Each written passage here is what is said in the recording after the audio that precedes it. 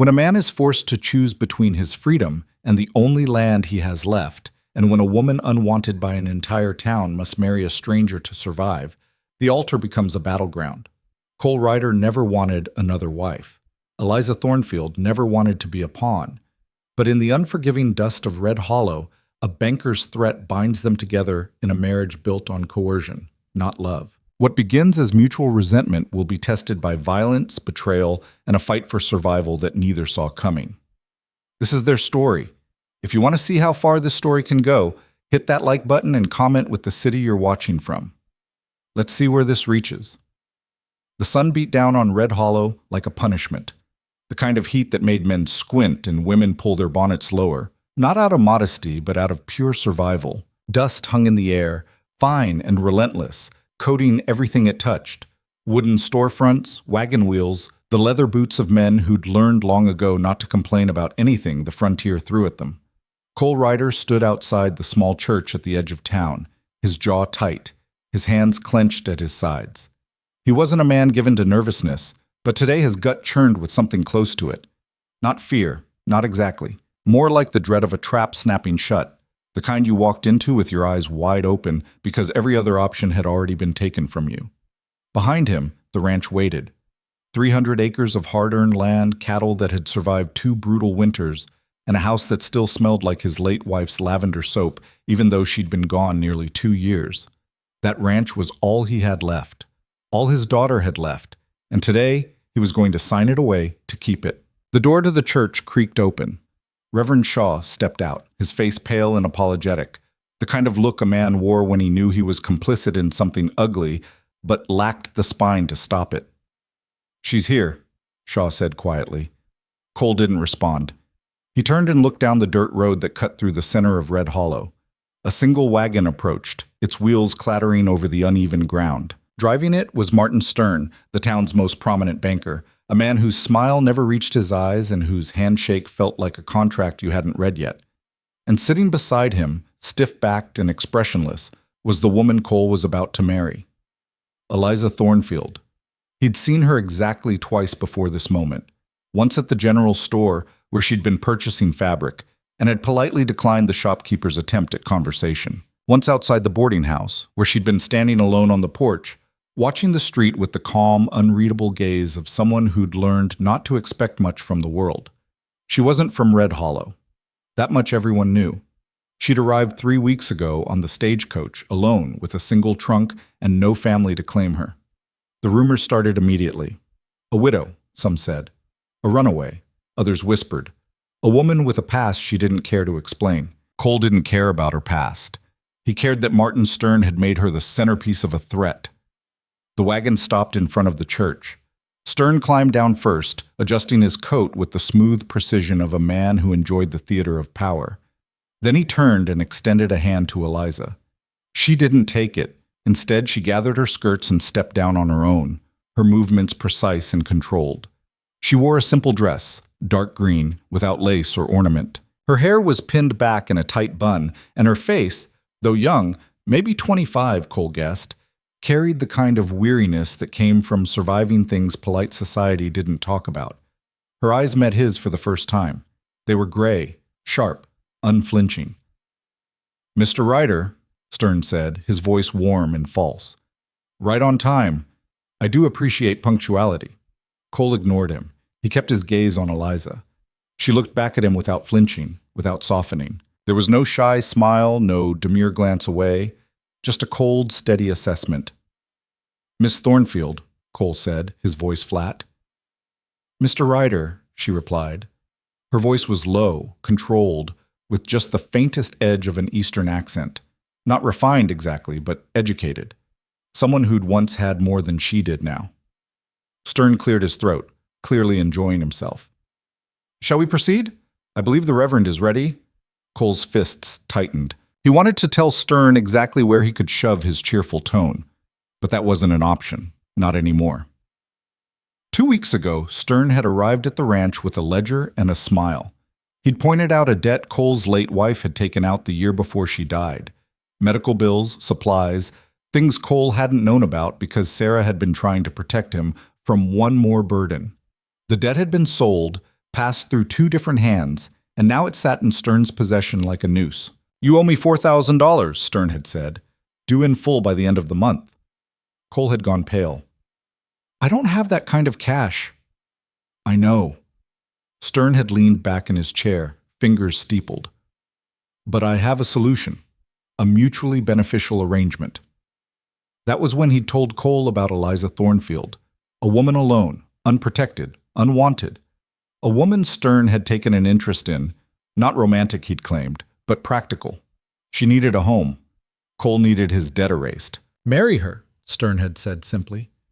"Give her your name, a roof, respectability. Do that, and I'll forgive the debt entirely. Refuse, and I'll foreclose on the ranch by month's end." Cole had felt the walls close in. "You can't be serious." "I'm always serious about business, Mr. Ryder." "Why her? Why this?" Stern had smiled.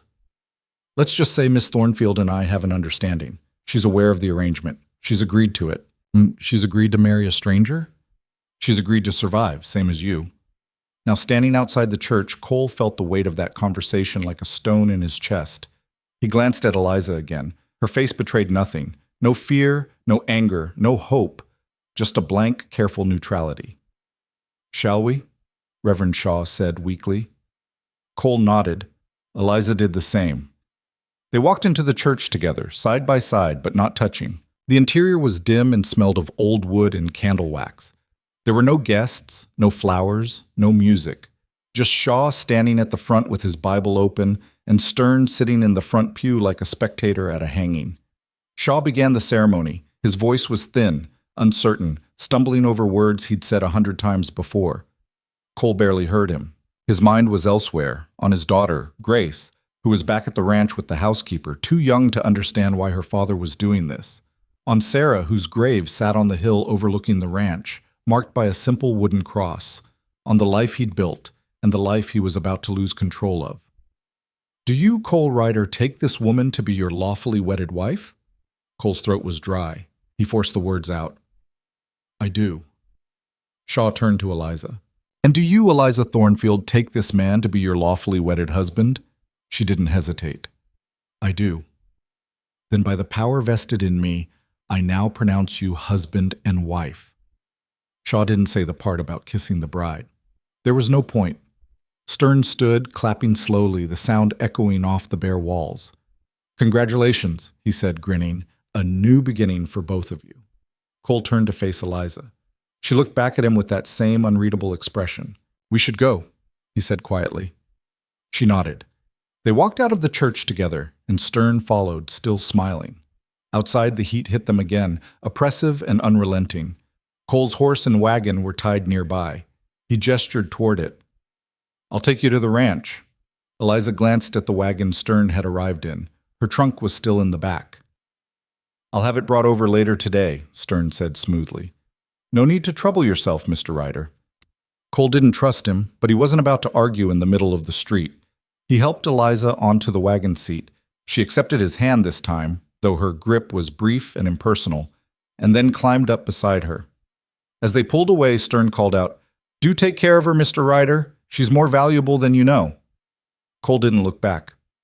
The ride to the ranch was silent. The wagon creaked and rattled over the dirt road, and the sun blazed overhead, but neither of them spoke. Cole kept his eyes on the horizon. Eliza sat perfectly still, her hands folded in her lap. After about 20 minutes, she finally spoke. "You didn't want this." It wasn't a question. Cole glanced at her. "No. Neither did I." He nodded slowly. "Then why'd you agree?" She was quiet for a moment, then she said, "Because the alternative was worse." Cole didn't press. He understood that well enough. "What did Stern tell you?" he asked. "That you needed a wife, that I needed protection, that this arrangement benefited both of us. And you believed him." "I didn't have to believe him. I just had to survive him." Cole felt a flicker of something, not quite respect, but close. She wasn't naive. She knew exactly what kind of man Stern was. "He owns you now," Cole said bluntly. "That's what this is. He's using you to control me." Eliza turned to look at him fully for the first time. Her gray eyes were cold and sharp. "He doesn't own me. He bought access. There's a difference. Cole raised an eyebrow. You planning to fight him? I'm planning to survive him, same as you. They fell silent again. The ranch came into view as they crested a low hill. It wasn't much. A main house, a barn, a few outbuildings, fenced pastures stretching toward the tree line. But it was solid, built with care, built to last. Cole pulled the wagon to a stop in front of the house. Grace was sitting on the porch steps, a rag doll clutched in her small hands. She was 6 years old, with dark curls like her mother, and eyes that hadn't quite learned to hide her feelings yet.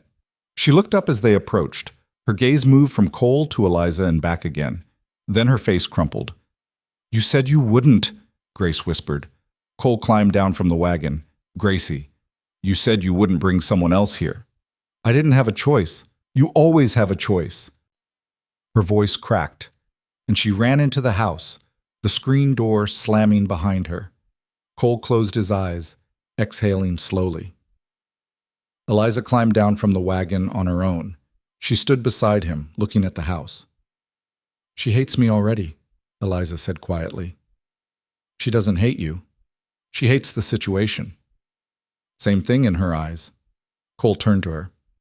Look, I'm not going to pretend this is anything other than what it is. You're here because Stern forced it. I'm here because I didn't have another option. But this is my home, my daughter's home. And if you're going to be under this roof, you're going to respect that. Eliza met his gaze evenly. I don't need your warmth, Mr. Ryder. I don't need your approval.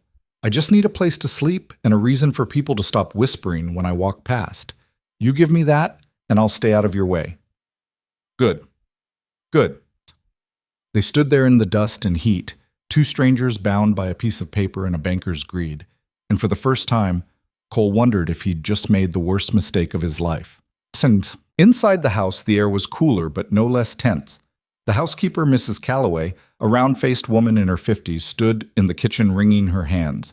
Mr. Ryder, I didn't know. Should I prepare a room? The spare room off the kitchen, Cole said. She'll stay there. Mrs. Calloway glanced at Eliza with a mixture of curiosity and pity. Of course. I'll get it ready. Eliza looked around the main room. It was simple but well kept. A stone fireplace, a worn sofa, a table with mismatched chairs. Pictures on the mantel. Cole and a woman with kind eyes. Grace as a baby, a family that had once been whole.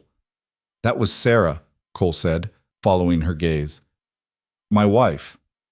I'm not trying to replace her. Good. Because you couldn't. The words were harsh, but Eliza didn't flinch. She just nodded. Mrs. Calloway returned. The room's ready, miss. I'll bring water if you'd like to freshen up. Thank you, Eliza said. Her voice was polite, distant. She followed Mrs. Calloway down the narrow hallway. Cole stood alone in the main room, staring at the empty space where his daughter had been. This was his life now. A house full of ghosts and a wife who was little more than a stranger. He poured himself a drink and sat down heavily in the chair by the window. Outside, the sun continued its slow descent toward the horizon, painting the sky in shades of burnt orange and deep red. It should have been beautiful. Instead, it just felt like the end of something. Eliza's room was small. A bed, a washstand, a single window that looked out onto the side yard. It smelled faintly of dust and disuse. She set her bag down on the bed and sat beside it. Her hands were steady, but her chest felt tight. She'd known this wouldn't be easy. She'd known it would be cold, uncomfortable, maybe even hostile. But knowing something and living it were two very different things. She thought about the look in Grace's eyes, the anger, the betrayal. She thought about Cole's words. You couldn't replace her. She hadn't expected warmth, but she also hadn't expected to feel quite so alone. A soft knock on the door pulled her from her thoughts. Miss? Mrs. Calloway's voice. I brought you some water and some bread, if you're hungry. Eliza opened the door. Mrs. Calloway stood there with a basin and a small plate, her expression kind but cautious. Thank you, Eliza said, taking them. Mrs. Calloway hesitated. If you need anything, I'll manage. The older woman nodded slowly. He's a good man, you know. Mr. Ryder, he's just hurting. I'm not here to fix him. No, I suppose not. Mrs. Calloway gave her a sad smile. But you're here all the same, and that counts for something. She left, and Eliza closed the door.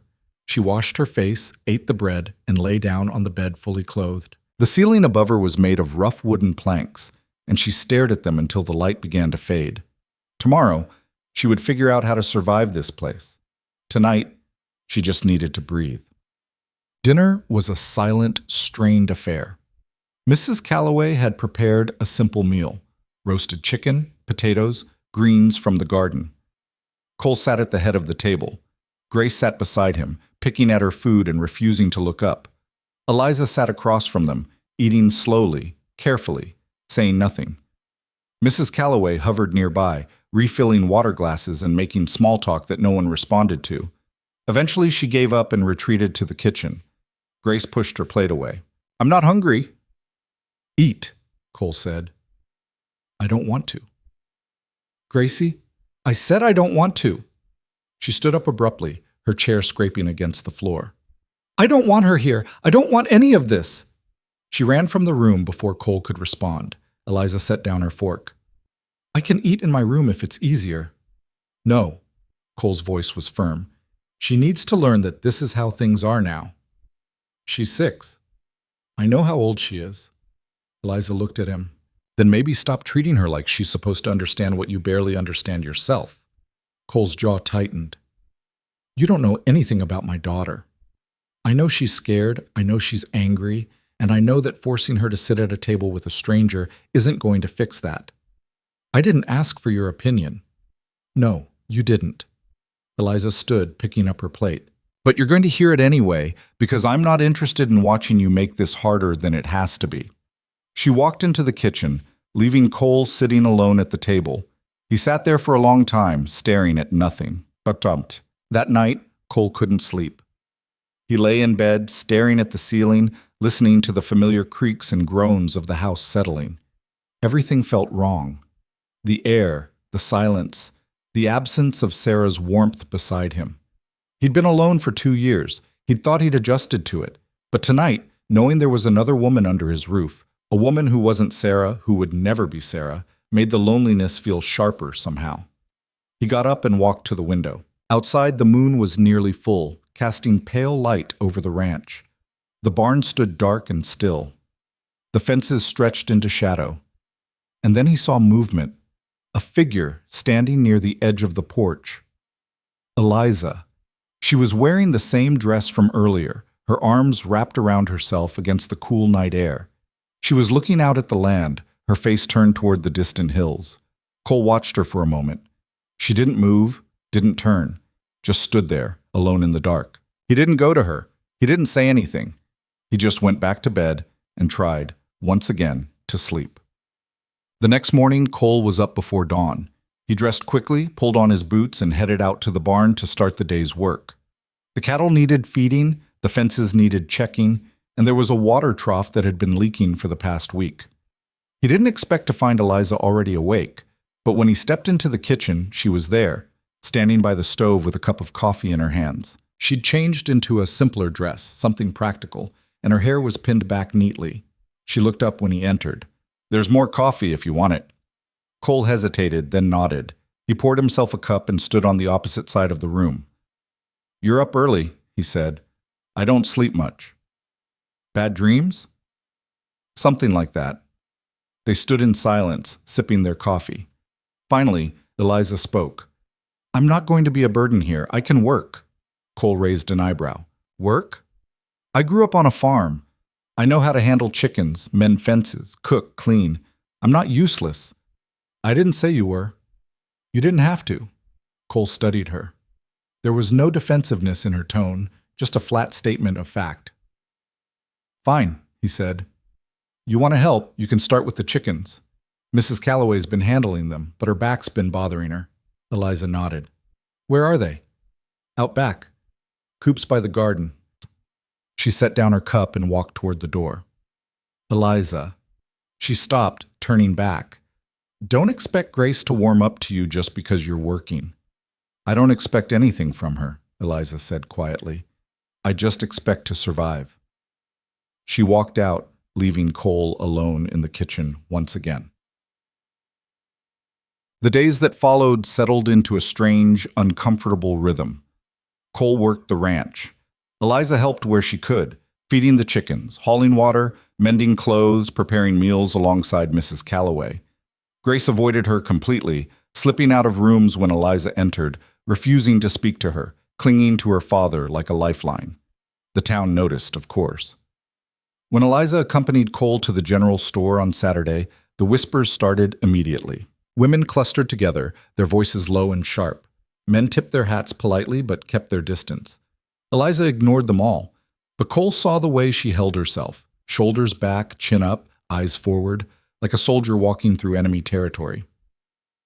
At the counter, the shopkeeper, a balding man named Horace, gave Cole a tight smile.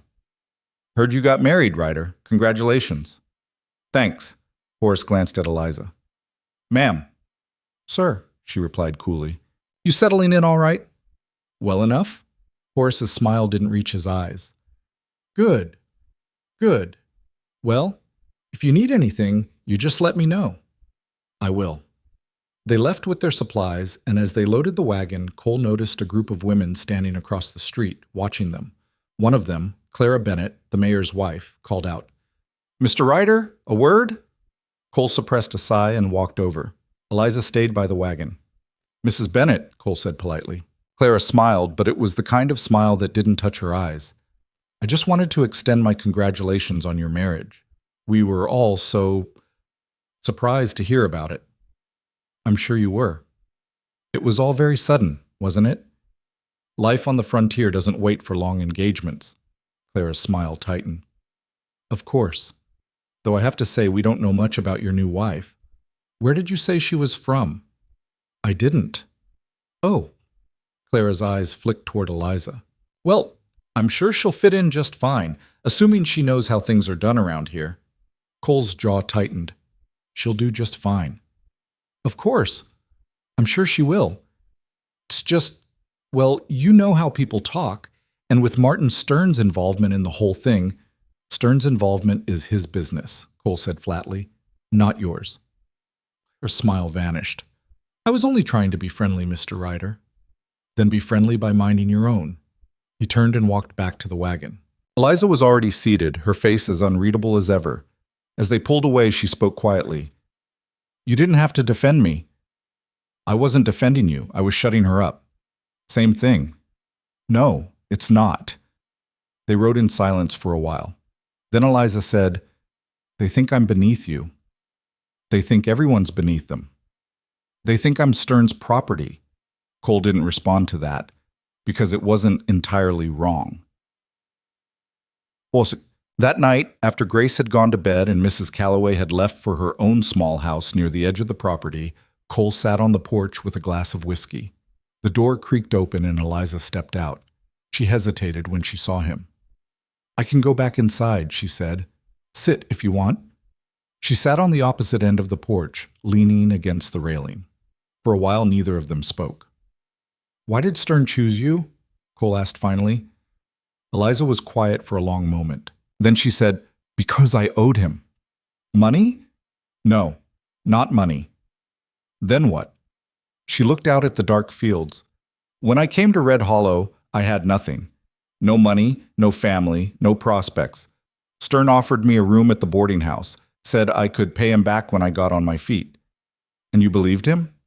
"I was desperate." Cole took a drink. "So he held it over you?" "Yes." "And when he told you about me?" "He said it was the only way to settle the debt, marry you, become respectable, and he'd consider us even." "And you agreed?" "Like I said, the alternative was worse." Cole studied her. "What was the alternative?" Eliza's expression didn't change, but something flickered in her eyes. "Does it matter?" "Maybe." "It doesn't." She stood up and walked back inside without another word. Cole sat there alone, the whiskey burning in his throat, and wondered what exactly he'd gotten himself into. The following week brought rain, not the gentle kind that nourished crops, but the hard, driving sort that turned the roads to mud and made every task twice as difficult. Cole spent most of his time in the barn, repairing tack and checking on the cattle that had been moved closer to shelter.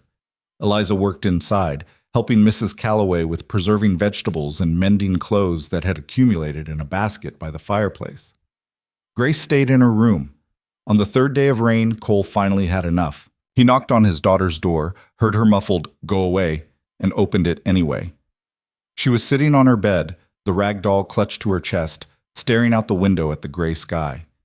"You can't hide in here forever," Cole said. "I'm not hiding." "Then what do you call it?" Grace didn't answer.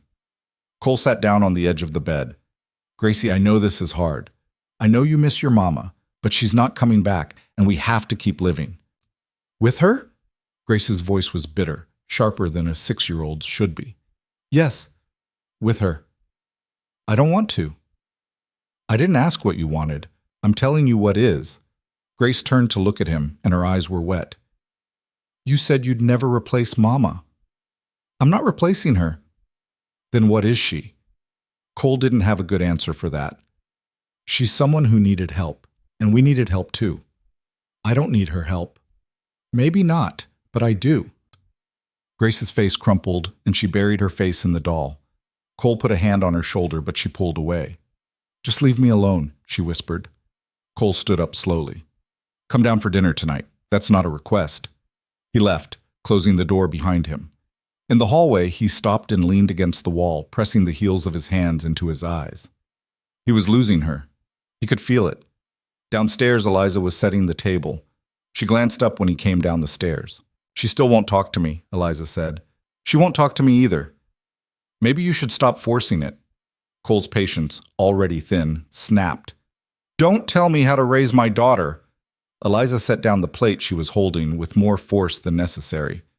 "I'm not telling you how to raise her. I'm telling you that what you're doing isn't working." "And what would you know about it?" "I know what it's like to be forced into something you don't want. I know what it's like when no one asks what you need. And I know that the more you push her, the more she's going to pull away." Cole stared at her. "You think you understand her because you've been here 2 weeks?" "I think I understand her because I'm paying attention." "Well, pay attention to something else. This isn't your concern." Eliza's jaw tightened. "Fine. But when she stops talking to you altogether, don't say I didn't warn you." She turned and walked into the kitchen, leaving Cole standing alone in the dining room. He wanted to be angry. He wanted to tell her she was wrong, but the truth sat heavy in his chest. She wasn't. That night, Grace came down for dinner. She sat at the table, ate in silence, and left the moment she was excused. Cole didn't try to stop her. Eliza didn't say anything. She just cleared the plates and disappeared into her room. Cole sat alone at the table, the rain drumming against the roof, and wondered how everything had gone so wrong so fast. The rain finally broke 2 days later. The sun came out, tentative at first, then blazing hot as if making up for lost time. The ground steamed and the air smelled like wet earth and grass. Cole was out checking the fence line near the northern pasture when he saw the rider approaching. He straightened, shading his eyes against the sun, and felt his stomach drop when he recognized the horse. Martin Stern. Stern rode up with his usual easy confidence, dismounting smoothly and tying his horse to a fence post. He was dressed impeccably as always, his coat free of dust despite the muddy roads. "Mr. Ryder," Stern said, smiling. "Good to see you. How's married life treating you?" Cole didn't return the smile. "What do you want, Stern?" "Just checking in, making sure everything's going smoothly." "It's going fine." "Is it?" Stern's smile widened. "Because I heard from a few people in town that your new wife isn't exactly settling in. People talk, doesn't mean they know anything." "True, but I like to stay informed." Stern glanced toward the house in the distance. "Is she here? I'd like to say hello." "She's busy. I'm sure she can spare a moment." Cole's hand tightened on the fence post. "You got what you wanted, Stern. The marriage happened. The debt's cleared. You don't have any reason to be here." Stern's smile didn't waver, but something cold flickered in his eyes. "The debt's cleared, yes, but let's not pretend our business is finished. You and I both know that arrangements like this require maintenance." "What's that supposed to mean?" "It means I'll be keeping an eye on things, making sure Miss Thornfield, forgive me, Mrs. Ryder, is being treated appropriately. After all, I do feel a certain responsibility toward her." Cole stepped forward. "You don't have any claim on her." "Don't I?" Stern's voice was soft, dangerous. She came to me when she had nothing. I gave her a roof, a chance at respectability. Without me, she'd still be sleeping in a stagecoach station somewhere. So yes, Mr. Ryder, I do feel a certain investment. She's my wife now, not your investment. Stern tilted his head. Is she? Because from where I'm standing, it looks like she's a stranger living in your house. A stranger you barely speak to. A stranger your daughter hates. So forgive me if I question just how committed you are to this arrangement. Cole's fists clenched. Get off my land. Of course. Stern turned back to his horse, then paused. Oh, one more thing. I'll be hosting a gathering at my home next Saturday. A small dinner party. I expect you and your wife to attend. We're not coming. I insist. It would be rude to decline. And you wouldn't want people to think there's trouble in your marriage, would you? That might raise questions. Questions about the legitimacy of the whole arrangement. Questions about whether the debt should be reconsidered. Cole's blood went cold. You said the debt was cleared. It is. As long as you hold up your end, and part of that is maintaining appearances. So you'll come to the dinner, you'll smile. You'll show the town that everything is perfectly fine. Understood? Cole didn't answer. Stern mounted his horse and tipped his hat. I'll see you both on Saturday. Do give my regards to your lovely wife. He rode off, and Cole stood there, staring after him, his jaw so tight it ached.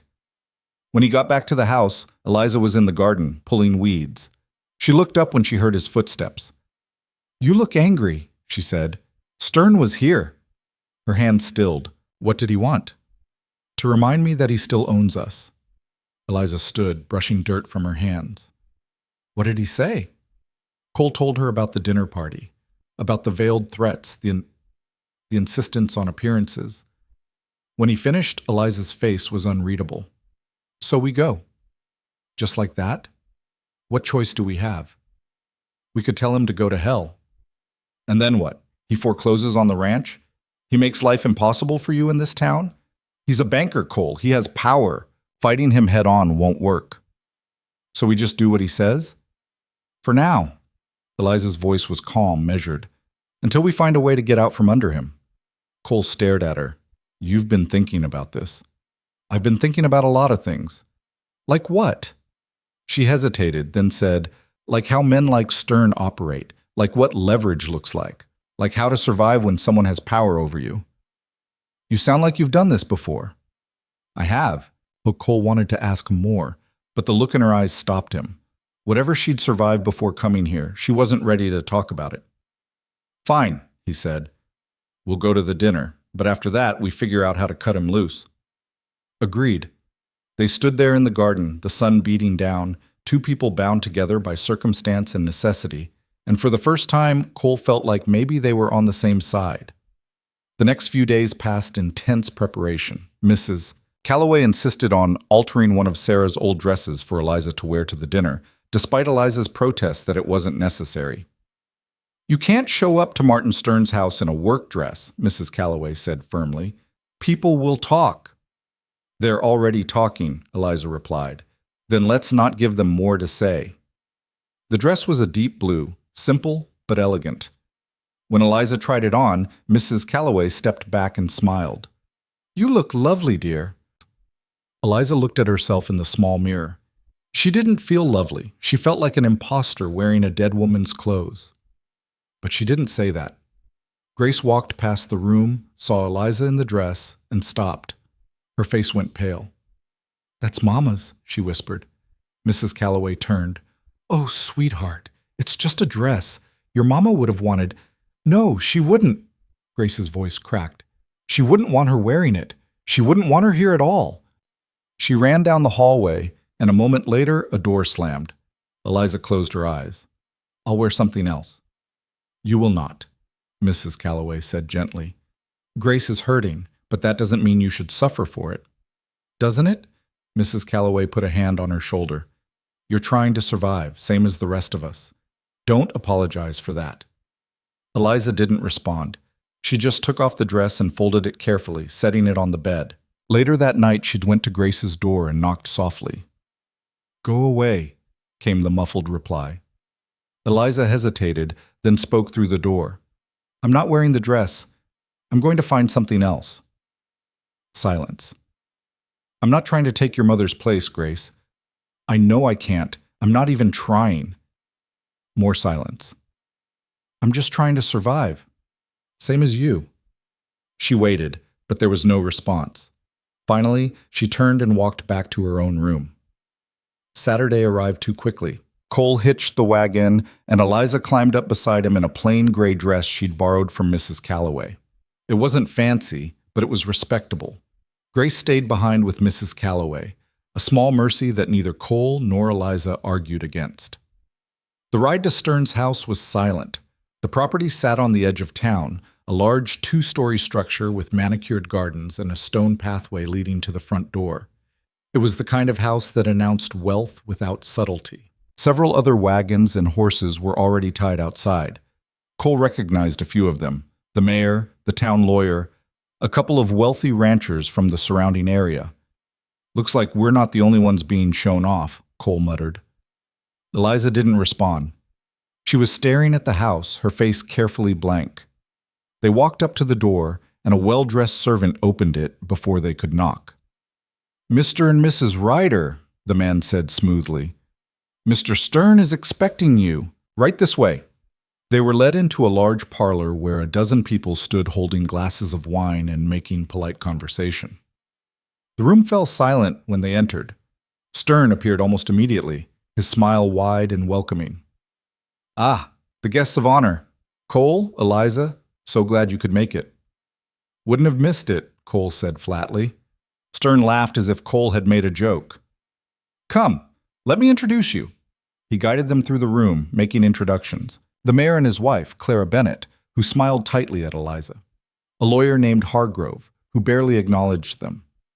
A rancher named Douglas, who shook Cole's hand firmly but looked at Eliza like she was a curiosity.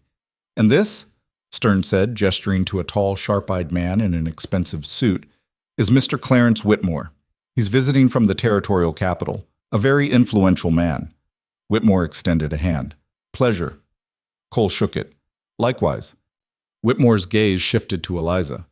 "And this is your new bride, I understand. Quite the sudden match, from what I hear." "Frontier doesn't wait for long courtships," Cole said, repeating the line he'd used before. "Indeed." Whitmore's smile didn't reach his eyes. "Still, it's unusual. A widower remarrying so quickly, and to a woman no one seems to know much about." Eliza met his gaze steadily. "There's not much to know." "Oh, I doubt that. Everyone has a story." "Mine's not very interesting." Whitmore chuckled. "Modest, how refreshing." Stern clapped his hands together. "Well, let's not keep everyone standing. Dinner is ready, shall we?" They moved into the dining room, a long table set with fine china and crystal glasses. Stern sat at the head naturally. Cole and Eliza were placed near the middle, surrounded by people who barely acknowledged them. The meal began with forced pleasantries and small talk. The food was excellent: roast beef, potatoes, fresh bread, but Eliza barely tasted it. She was too aware of the eyes on her, the whispered conversations happening just out of earshot. Halfway through the meal, Clara Bennett spoke up. "Mrs. Ryder, I have to ask, where did you say you were from originally?" Eliza set down her fork. "I didn't." "Oh. Well, surely you must have family somewhere." "No?" Clara's smile tightened. "No family at all? How tragic." "Not tragic, just the way things are." "And you came to Red Hollow. Why, exactly?" "Because I needed a place to go." "And you just happened to end up married to Mr. Ryder." Eliza's voice was cool. "Yes, I did." Clara exchanged a glance with the woman beside her. "How fortunate for you."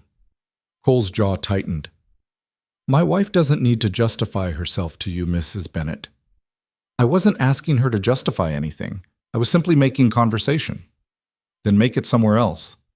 The table went silent. Stern leaned back in his chair, watching with amusement. Now, he said smoothly. "Let's not let tempers flare. We're all friends here." "Are we?" Cole said. Stern's smile didn't waver. "Of course. Why wouldn't we be?" Cole didn't answer. He picked up his glass and took a drink. his hand steady but his knuckles white. The rest of the dinner passed in strained silence. When the meal finally ended, Stern invited the men into his study for cigars and brandy. The women were ushered into the parlor for tea. Eliza found herself sitting on a small sofa, surrounded by women who smiled politely and spoke in low, cutting tones. "So," one of them said, a thin woman named Margaret, "how are you finding life on the ranch? I imagine it's quite different from wherever you came from." "It's fine," Eliza said. "And Mr. Ryder's daughter? Grace, isn't it? How is she adjusting?" "She's adjusting." "Poor thing, losing her mother so young. It must be confusing for her, having a new woman in the house." Eliza's hands tightened in her lap. "I'm not trying to replace her mother." "Of course not. But children can be so sensitive. I hope she's not making things difficult for you." "She's a child. She's allowed to feel however she feels." Margaret smiled. "How understanding of you." Clara leaned forward. "Tell me, Mrs. Ryder, do you plan to have children of your own?" Eliza's stomach tightened. "I haven't thought about it." "Really? Most newlyweds think about it quite a bit." "We're not most newlyweds." "No," Clara said softly. "You're certainly not." The conversation continued, each question sharper than the last, each smile more false. Eliza answered as little as possible, her voice calm and flat, refusing to give them the reaction they were clearly hoping for. Finally, after what felt like hours, Stern appeared in the doorway.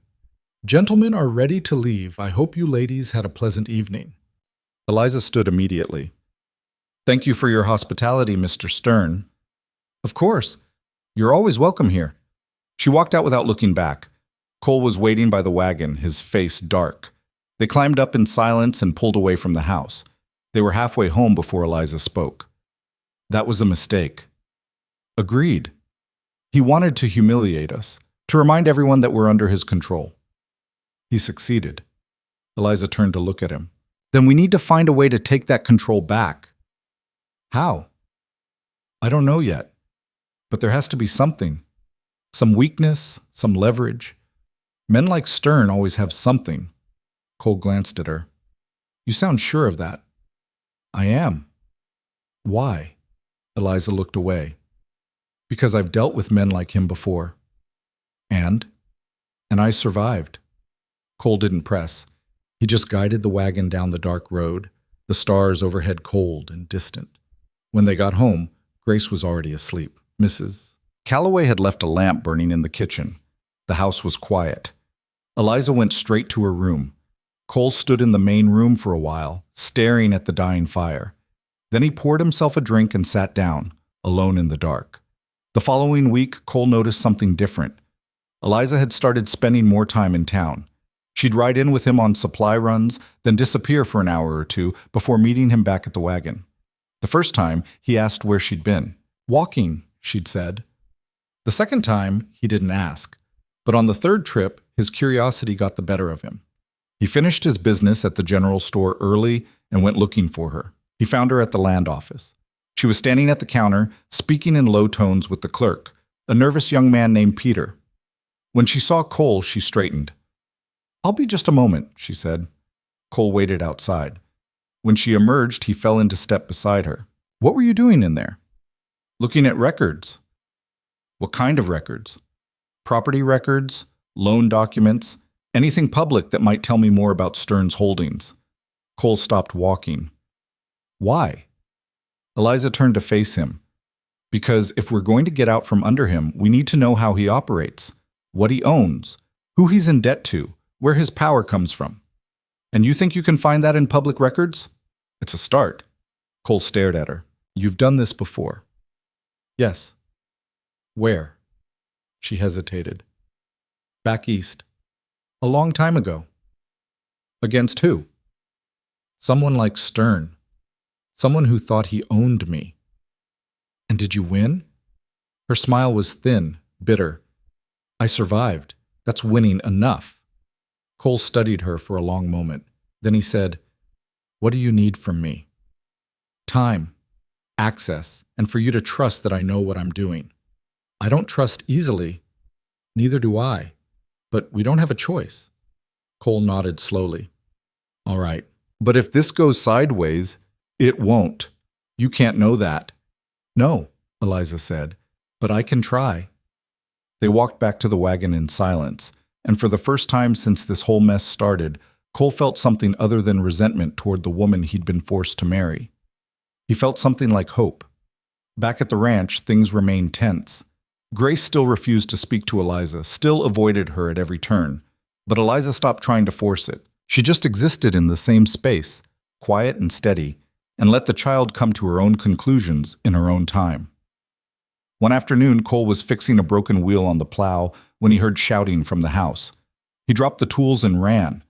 Inside, he found Grace standing in the kitchen, tears streaming down her face, and Eliza kneeling in front of her. "What happened?" Cole demanded.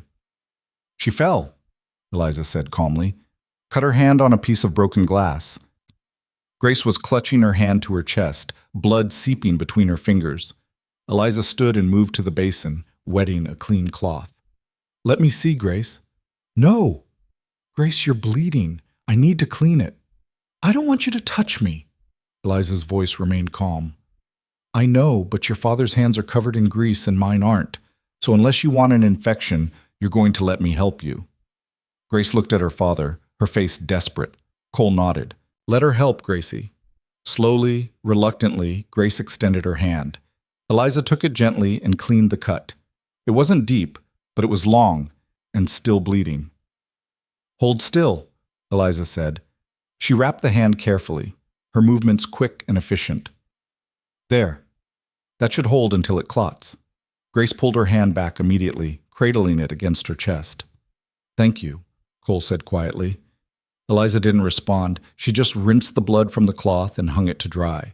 Grace stared at her for a moment, then turned and ran upstairs. Cole looked at Eliza. "You didn't have to do that." "Yes, I did." "She's not going to thank you." "I didn't do it for thanks." Cole watched her as she moved around the kitchen, putting things back in order. She didn't look at him, didn't ask for acknowledgement or praise. She just did what needed to be done. And for the first time, he saw her not as an obligation or a burden, but as someone who might actually be strong enough to survive this place. Strong enough to survive him. That night, after everyone had gone to bed, Cole sat on the porch and stared out at the dark fields. The air was cool, the stars bright overhead.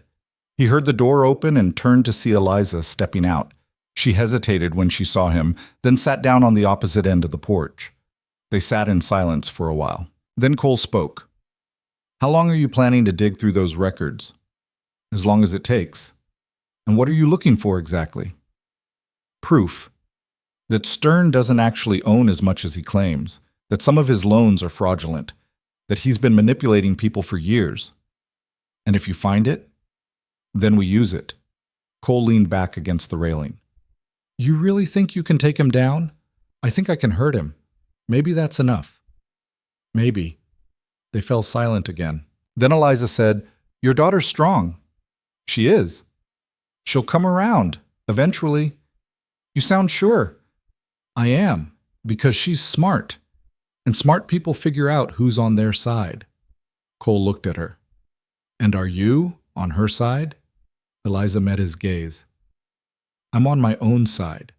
But right now that means keeping this family intact. So yes, I'm on her side. And yours." Cole nodded slowly. "Good." Eliza stood and walked back inside without another word. Cole sat there alone, the night stretching out around him, and thought about the strange, fractured alliance that had formed between them. It wasn't love. It wasn't even friendship. But it was something. And for now, that would have to be enough. 2 weeks later, Eliza found what she was looking for. She'd been systematic about it, visiting the land office every few days under the pretense of familiarizing herself with the area. Peter, the clerk, had been helpful without asking too many questions, perhaps because he seemed intimidated by her, or perhaps because he was simply bored. Either way, he'd let her look through the property ledgers, the mortgage records, the transaction logs that documented every land deal in the county for the past decade. And buried in those records, she'd found the discrepancy. She was sitting at the kitchen table that evening, a stack of papers spread out in front of her, when Cole came in from the barn. He stopped when he saw her, his eyes moving from her face to the documents. "What is it?" he asked. Eliza looked up. Her expression was calm, but there was something sharp in her eyes. I found something. Cole pulled out a chair and sat down. Show me. She slid a paper across the table. This is the original mortgage on your ranch, the one your wife took out.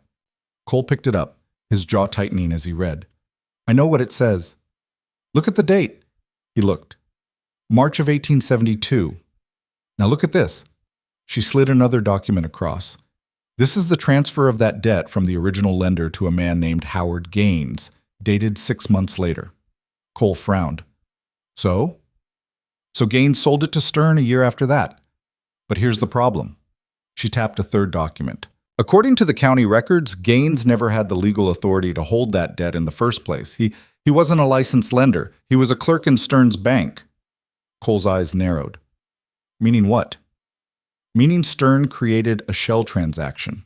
He used Gaines to buy the debt, then bought it from Gaines himself, making it look like a legitimate third-party sale.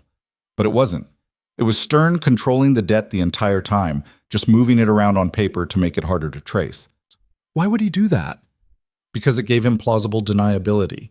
If anyone questioned how he got the debt, he could point to Gaines and say he purchased it fair and square. But if you look closely, the whole thing is fraudulent. Gaines didn't have the money to buy the debt. Stern gave him the money. Then Stern bought it back. It's a loop designed to hide the fact that Stern's been manipulating these transactions for years. Cole stared at the documents. Can you prove it? I can prove the pattern. This isn't the only debt he's done this with. I found 3 others, all structured the same way. Small ranchers, widows, people who couldn't fight back. He buys up their debts through fake intermediaries, then uses those debts to control them. And if we take this to someone? Eliza hesitated. That's the problem. The local authorities won't do anything. Stern owns half the town council. The sheriff's on his payroll. Even if we brought this to a judge, there's no guarantee it would go anywhere. Cole's fists clenched. Then what's the point? The point is leverage. We can't beat him in court, but we can threaten to expose him. If he knows we have proof of fraud, he might back off. Especially if we make it clear we're willing to take it to the territorial authorities. And if he doesn't back off? Eliza met his gaze. Then we fight anyway. But at least we'll have a weapon. But Cole was quiet for a long time. Then he said, when do we confront him? Not yet. We need more. 1 fraudulent debt might be a mistake. 4 is a pattern. But if we can find 10, 15, then it becomes undeniable. How long will that take? Another week, maybe 2. Cole nodded slowly. All right. But we do this carefully. If Stern finds out what you're doing, he won't. You can't know that. I've been careful. Careful isn't enough. He's dangerous, Eliza. She looked at him steadily. So am I. The words hung in the air between them, and Cole realized he believed her. Over the next week, Eliza continued her research. She became a familiar sight at the land office, arriving early and staying late, her fingers tracing through ledgers and legal documents with the precision of someone who knew exactly what she was looking for. Peter stopped asking questions and just brought her whatever she requested. But someone else noticed. Clara Bennett saw Eliza leaving the land office one afternoon and made a point of mentioning it to her husband, who mentioned it to Martin Stern over drinks at the saloon. Stern didn't react visibly. He just smiled, nodded, and filed the information away. That Saturday, he sent a message to the ranch. A simple note, delivered by a boy on horseback, inviting Cole and Eliza to dinner again the following week. Cole read the note and crumpled it in his fist. We're not going, he said. Eliza, who was mending a tear in one of Grace's dresses, looked up. We have to. No, we don't. If we refuse, he'll know something's wrong. He'll start digging, and if he starts digging, he might find out what I've been doing. Cole paced across the room. I'm tired of playing his games. So am I, but we're not ready yet. We need more time. How much more? Another week, maybe less. Cole stopped pacing and looked at her. And then? And then we hit him with everything we have. He nodded slowly, though every instinct told him to refuse the invitation, to tell Stern to stay the hell away from his family. But Eliza was right. They weren't ready. Not yet. The dinner was set for the following Thursday. Cole spent the days leading up to it in a foul mood, snapping at the ranch hands and avoiding conversation. Grace noticed and stayed out of his way, spending most of her time in the garden with Mrs. Calloway. But on Wednesday evening, something shifted. Cole came in from the barn to find Grace sitting at the kitchen table with Eliza. They weren't talking exactly, but they weren't avoiding each other either. Grace was drawing something on a piece of paper, her tongue stuck out in concentration, and Eliza was peeling potatoes nearby. Cole stopped in the doorway, not wanting to interrupt. After a moment, Grace looked up at Eliza. "Do you know how to draw horses?" Eliza glanced at her. "A little." Grace pushed the paper toward her. "Can you show me?" Eliza set down the knife and wiped her hands on her apron. She picked up the pencil and made a few quick strokes on the paper. A horse began to take shape, simple but recognizable. Grace watched, her eyes wide. "That's good? It's just lines. Anyone can do it." "I can't." "You can. You just haven't practiced enough." Grace took the pencil back and tried to copy what Eliza had done. Her lines were shaky, uneven, but she kept at it. Eliza went back to peeling potatoes. Neither of them said anything else. But when Cole walked into the room, Grace didn't run away. That night, after Grace had gone to bed, Cole found Eliza on the porch again. She was becoming a fixture there, he realized, a quiet presence in the dark. He sat down beside her, closer than usual. "She talked to you today," he said. "A little. That's more than she's done in a month." Eliza didn't respond. "Thank you," Cole said. She looked at him, surprised. "For what?" "For not giving up on her, for not pushing, for just being there." Eliza's expression softened slightly. "She's a good kid. She's just scared." "Of you?" "Of losing what's left of her mother, of things changing, of not being in control." Cole nodded slowly. "Sounds familiar." Eliza almost smiled. "Yeah, it does." They sat in silence for a while, the night cool and still around them. Then Cole said, "After we deal with Stern, what are you going to do?" Eliza frowned. "What do you mean?" "I mean, once the debt's settled and you're free of him, are you going to stay?" She looked away. "I don't know. You could leave, go somewhere else, start over." "I could." "But?" She was quiet for a long time. Then she said, "I'm tired of running. I've been running for a long time, and I'm not sure I have the energy to start over again." "So you'd stay here, in a marriage you were forced into?" "Maybe, if it's not unbearable." Cole huffed a laugh. "That's a low bar." "It's the only one I've got." He looked at her, really looked at her, and saw the exhaustion beneath the calm exterior, the weight she carried, the battles she'd fought before she ever set foot in Red Hollow. "For what it's worth," he said quietly, "it's not unbearable." Eliza met his gaze. "No, it's not." Something passed between them then, unspoken, but real. Not affection, not yet, but a kind of recognition. Two people who'd been broken by life in different ways, trying to figure out if they could build something together from the pieces. The dinner at Stern's house was smaller this time. Just a handful of guests, including Clarence Whitmore, who was apparently still in town on business. Cole and Eliza arrived together, both dressed simply, both wearing expressions of polite neutrality. Stern greeted them at the door with his usual oily charm. "So glad you could make it. Come in, come in." The evening started much like the last one. Polite conversation, thinly veiled insults, pointed questions that Eliza deflected with practiced ease. Cole stayed close to her, a silent presence that discouraged the worst of the gossip. But halfway through dinner, Stern stood and tapped his glass with a knife. "I'd like to make a toast," he said, smiling at the assembled guests, "to new beginnings, to the strength of this community, and to the bonds that tie us all together, whether we choose them or not." His eyes landed on Cole and Eliza as he said the last part. Cole's jaw tightened, but he raised his glass along with everyone else. Stern sat back down, still smiling. "You know, Mr. Ryder, I've been thinking, your ranch has such potential.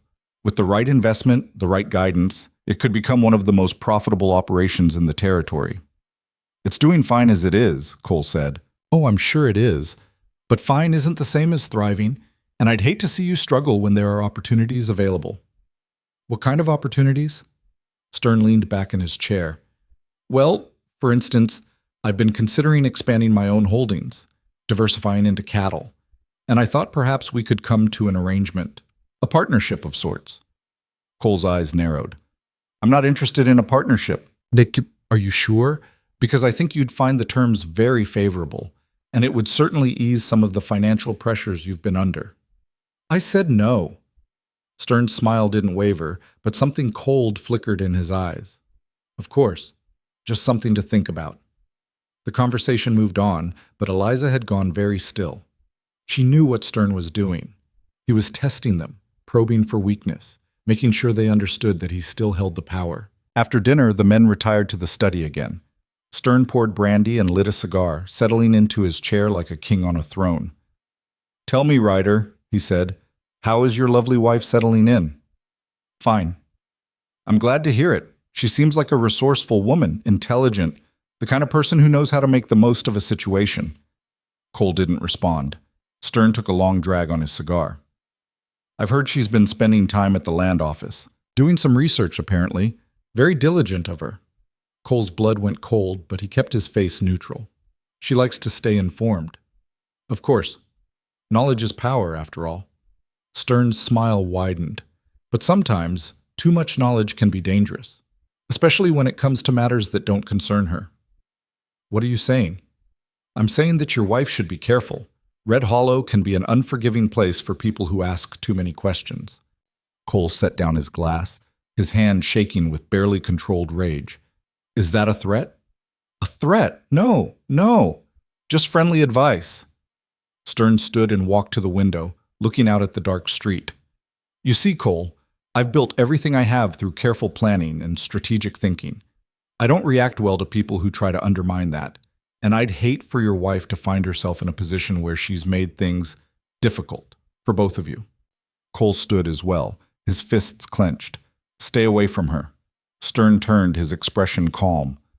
I don't need to go near her, but others might.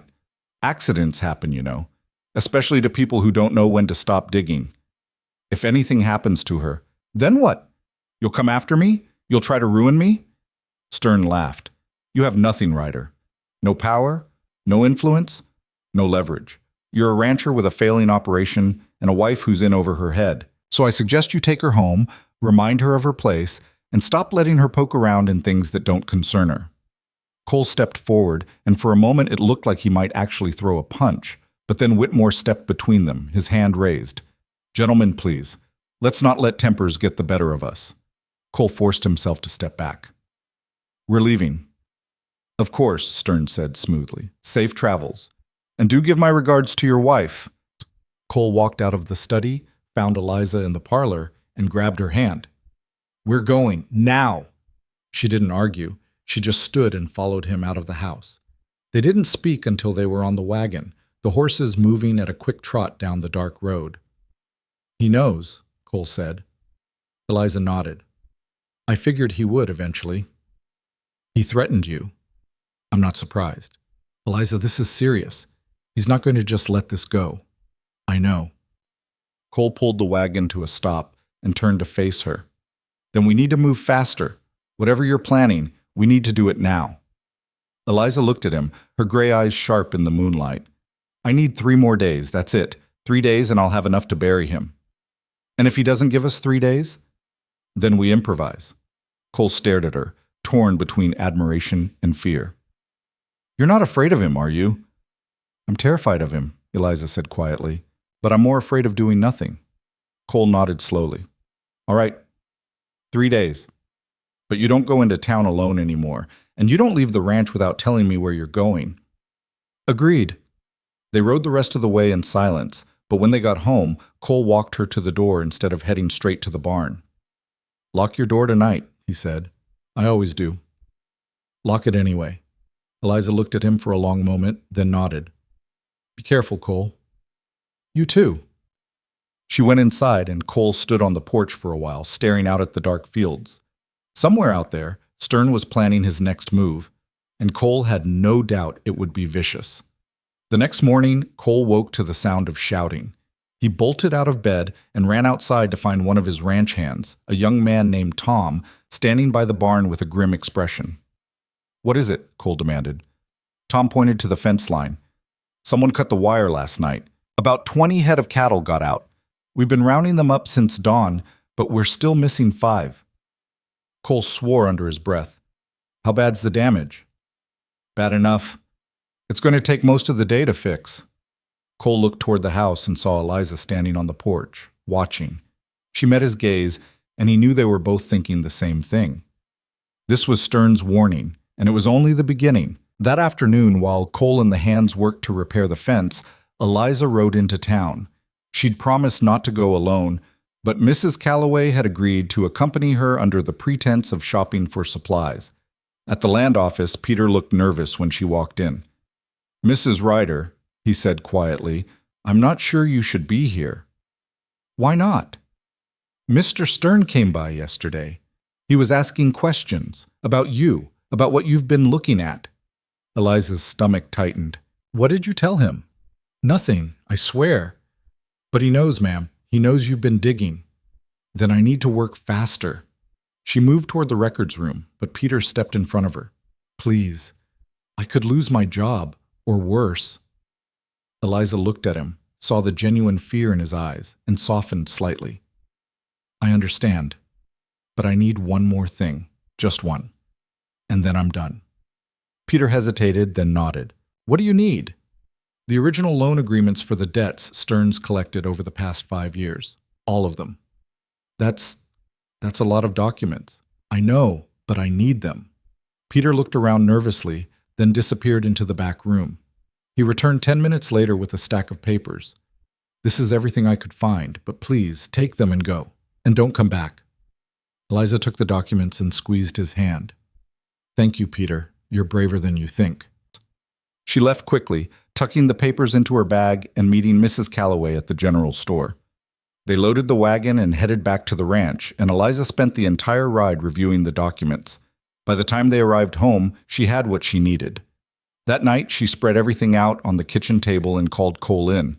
He stood beside her, looking at the mountain of paperwork. "This is it," she said. 15 fraudulent transactions, all structured the same way, all designed to give Stern control over people who couldn't fight back. Cole picked up one of the documents and read it carefully. "This is enough?" "It's more than enough. With this, we can go to the territorial authorities. We can file a complaint. We can force an investigation." "And Stern?" "He'll fight, but if we move fast, we can get ahead of him." Cole looked at her. "When do we do this?" "Tomorrow. We ride to the territorial capital. We file the complaint. And then we come back and wait." "Wait for what?" "For Stern to realize he's lost." Cole nodded slowly. "All right. Tomorrow it is."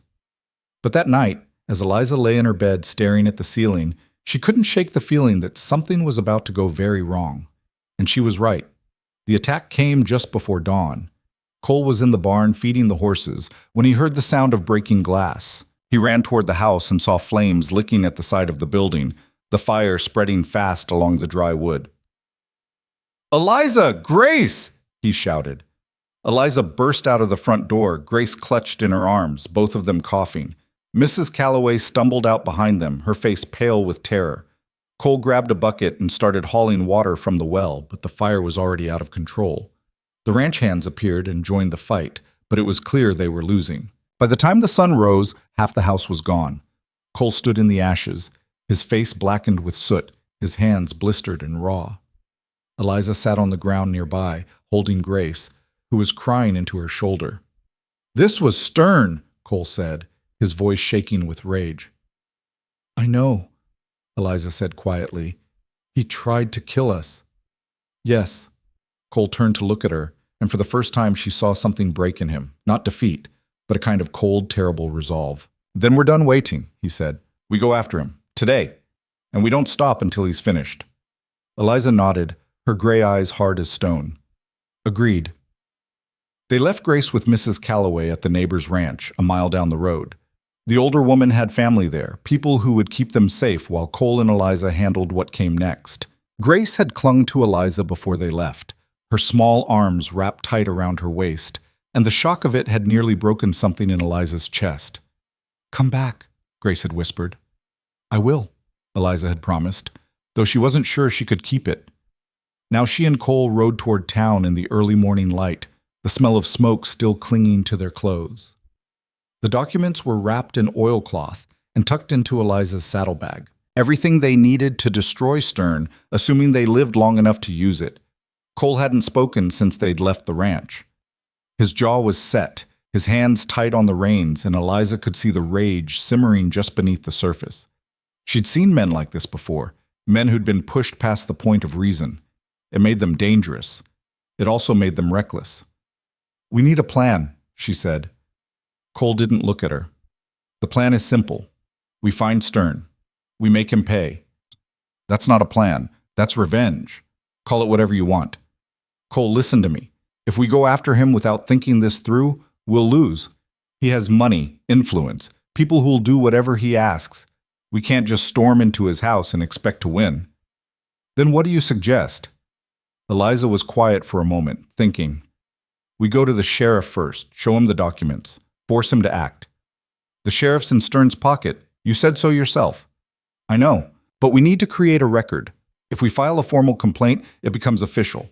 It's harder for Stern to make it disappear." Cole finally looked at her. "And if the sheriff refuses?"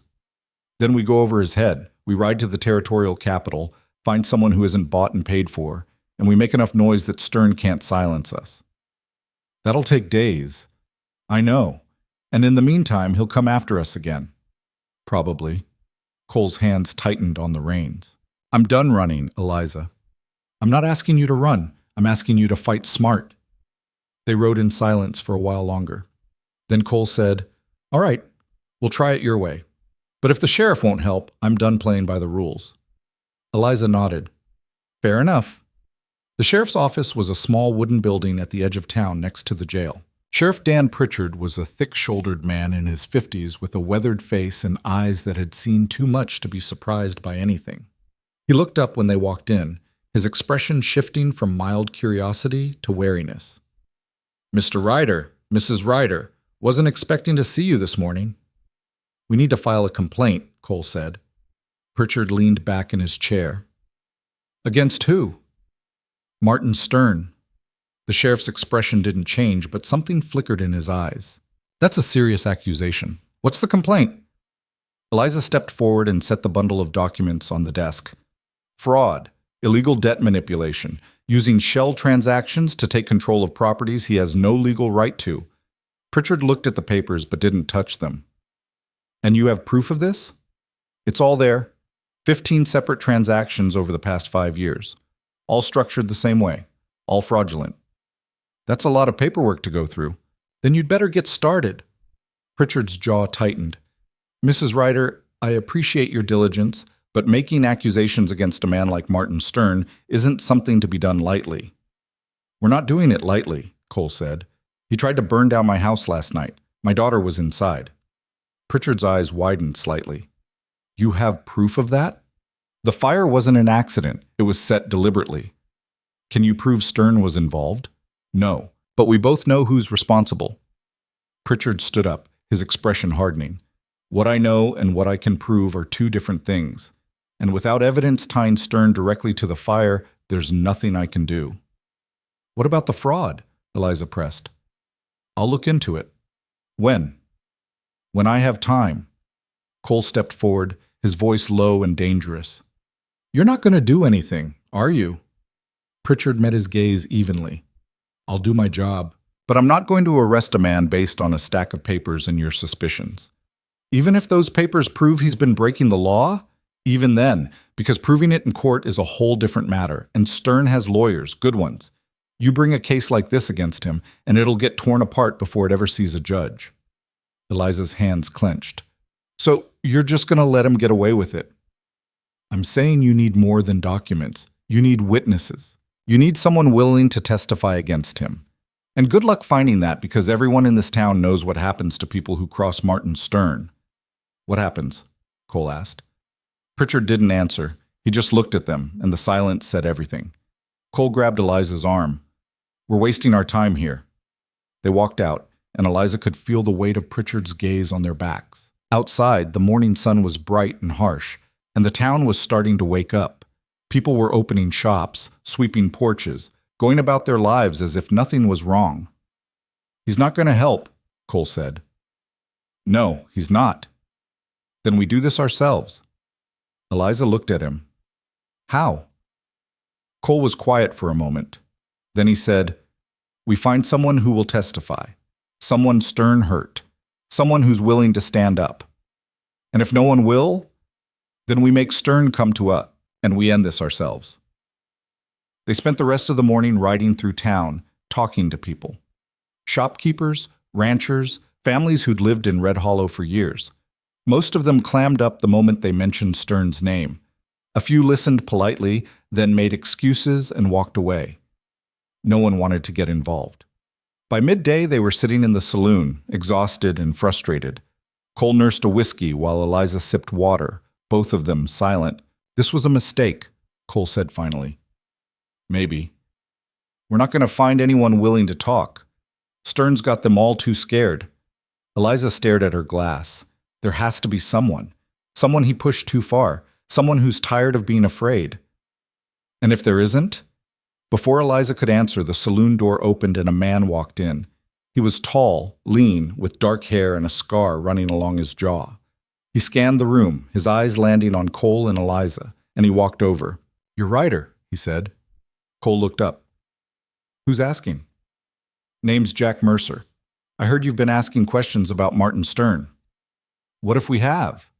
Mercer pulled out a chair and sat down. Then maybe we should talk. Eliza studied him. What do you know about Stern? Enough. He foreclosed on my brother's ranch 3 years ago. Same game he played with you. Fake debt, shell transactions, legal paperwork that looked clean but wasn't. My brother couldn't prove it, couldn't fight it, lost everything. Where's your brother now? Cole asked. Mercer's expression darkened. Dead. Took his own life 6 months after he lost the ranch. The table went silent. I'm sorry, Eliza said quietly. I don't want your sympathy.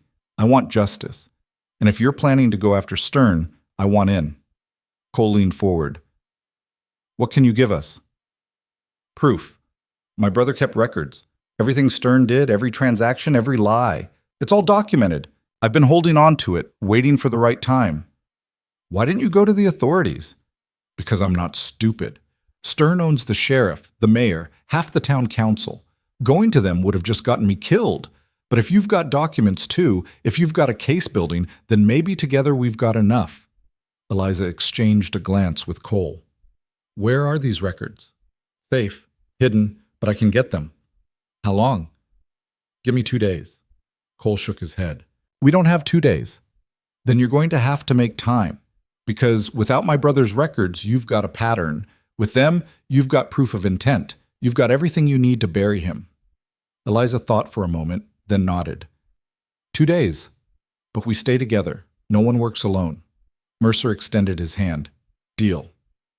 They shook on it, and for the first time since the fire, Eliza felt something like hope. But that night, everything changed. They were staying at the boarding house, a small, run-down place on the edge of town. Cole had rented 2 rooms, one for him and one for Eliza, though neither of them slept much. Eliza lay on the narrow bed, staring at the ceiling, going over everything in her mind. The documents, the plan, the risks. She was so lost in thought that she almost didn't hear the creak of the floorboard outside her door. Almost. She sat up slowly, her hand reaching for the knife she kept under her pillow. The door handle turned and she moved fast, throwing herself to the side just as the door burst open and a man rushed in. He was big, rough-looking, with a club in his hand. He swung it where she'd been lying, and the club smashed into the mattress. Eliza kicked out, catching him in the knee, and he stumbled. She rolled off the bed and grabbed the lamp from the nightstand, throwing it at his head. He ducked, and the lamp shattered against the wall. He came at her again, and she slashed with the knife, catching him across the arm. He swore and backed off, and Eliza heard footsteps in the hallway. Cole burst into the room, his own knife drawn. "Get out!" he snarled at the man. The man looked between them, then turned and ran. Cole started to follow, but Eliza grabbed his arm. "Let him go. We need to leave. Now." Eliza, "Now, Cole." Booked. They grabbed their things and ran down the back stairs, slipping out into the alley behind the boarding house. The night was dark, the streets empty, and they moved quickly, keeping to the shadows. Stern sent him, Cole said. I know. He knows where we are, what we're planning. Then we changed the plan. They made their way to the livery stable, saddled their horses, and rode out of town. They didn't stop until they were miles away, deep in the scrub hills where the land stretched out empty and wild. Cole dismounted and started pacing. This is getting out of hand. It was always out of hand, Eliza said. We just didn't want to admit it. We can't keep running. Then we stopped running. Cole turned to look at her. How? Eliza took a deep breath. We force his hand. We make him come to us. And when he does, we take him down. With what? We don't have Mercer's documents yet. No, but we have ours, and we have each other. Cole stared at her, and something shifted in his expression. Not quite trust, but close. You really think we can do this? I think we don't have a choice. He nodded slowly. All right, then let's do it. They made camp in a shallow ravine, building a small fire and taking turns keeping watch. Eliza sat with her back against a rock, the documents spread out in front of her, making sure she had everything memorized. If something happened to the papers, she needed to be able to recreate them. Cole sat across from her, sharpening his knife. Tell me something, he said. She looked up. What? Why are you doing this? Really? You could have walked away. Left town, started over somewhere else. But you stayed. Why? Eliza was quiet for a long time. Then she said, Because I'm tired of being afraid. I'm tired of men like Stern thinking they can control me. I'm tired of running. And because Grace asked me to come back. Cole's expression softened. She likes you. I know. She's scared of losing people, her mother, me, now you. I'm not going anywhere. You can't promise that. No, but I can try. They fell silent, the fire crackling between them. Then Cole said, If we get through this, if we actually pull it off, what happens next? Eliza looked at him. What do you mean? I mean with us. This marriage. It was forced, but it's real, legally, at least. So what happens when the threat's gone? She didn't have an answer for that. She'd been so focused on surviving, on getting through each day, that she hadn't thought about what came after. I don't know, she said finally. Neither do I. They sat there under the firelight, two people tied together by circumstance, and for the first time, both of them wondered if maybe that tie could become something more. The next morning, they rode to Mercer's place, a small cabin in the hills north of town. He was waiting for them, the documents already packed and ready. Took you long enough, he said. We ran into trouble, Cole replied. Stern? His men. Mercer's jaw tightened. Then we need to move fast. I've got everything here. My brother's records, copies of the original loan agreements, correspondence between Stern and the fake lenders. It's all here. Eliza took the bundle and flipped through it. It was everything they needed and more. This is good. This is really good. So what's the plan? Cole looked at her. We go to the territorial capital. Today. We file everything with the marshal's office, make it official, and we don't stop until Stern's facing charges. That's a 2-day ride, Mercer said. Then we ride fast. And if Stern comes after us, then we're ready. They saddled up and headed out, the three of them moving quickly across the open land. The sun was high and hot, and the terrain was rough, but they didn't slow down. Every mile they covered was a mile closer to safety. But halfway through the first day, they saw the riders, 5 men, moving fast, cutting across the hills to intercept them. Cole pulled his horse to a stop and swore. Stern's men, he said. Eliza looked around. They were in open country, no cover, no easy escape. We can't outrun them. Then we fight. Mercer pulled his rifle from its saddle holster. I'm with you. The riders closed in fast. They were armed, hard-looking men who clearly knew what they were doing. The lead rider, a thick-shouldered man with a scarred face, called out as they approached. Rider, Stern wants to talk. Tell Stern to go to hell, Cole shouted back. He figured you'd say that. The man grinned. So we've got another message. He raised his rifle, and Cole barely had time to shout a warning before the shot rang out. The bullet hit the ground near Eliza's horse, and the animal reared, throwing her. She hit the dirt hard, the impact knocking the wind out of her. Cole was off his horse in an instant, firing back, and Mercer did the same. The fight was chaos. Bullets whipped through the air, horses screamed, men shouted. Eliza scrambled to her feet, grabbing her rifle and taking cover behind a rock. She fired at one of the riders, missed, fired again. This time she hit him, and he fell from his horse. Cole was fighting hand-to-hand with another man, the two of them grappling on the ground. Mercer took down a second rider, but a third was charging straight at Eliza. She raised her rifle, but the hammer clicked on an empty chamber. The rider grinned and leveled his gun at her, and then Cole was there, tackling the man off his horse and driving a knife into his ribs. The fight ended as quickly as it had started. 3 of Stern's men were dead. The other 2 had fled, riding hard back toward town. Cole stood, breathing hard, blood on his hands. Eliza was shaking, her ears ringing from the gunfire. "You all right?" he asked. She nodded. "Yeah, you?" "Fine." He looked at Mercer, who was reloading his rifle. "We need to keep moving. They'll bring more." "Agreed." They mounted up and rode hard, pushing the horses to their limits. By the time night fell, they were exhausted, but they'd put miles between themselves and Red Hollow. They made camp in a dense stand of trees, keeping the fire small and the watch constant. Eliza sat with her back against a tree, her hands still shaking. Cole sat down beside her. "You did good today." I froze. "No, you fought. That's all that matters." She looked at him. "How do you do it? Stay calm when everything's falling apart?" "I don't. I just keep moving. If I stop, I'll fall apart too." Eliza nodded slowly. "Thank you. For back there. For saving me." "You'd have done the same." "Would I?" "Yeah, you would." They sat in silence, and then Cole reached over and took her hand. It was a simple gesture, almost unconscious, but it meant everything. "We're going to get through this," he said. "You sound sure." "I am, because we're not alone anymore." Eliza squeezed his hand. "No, we're not."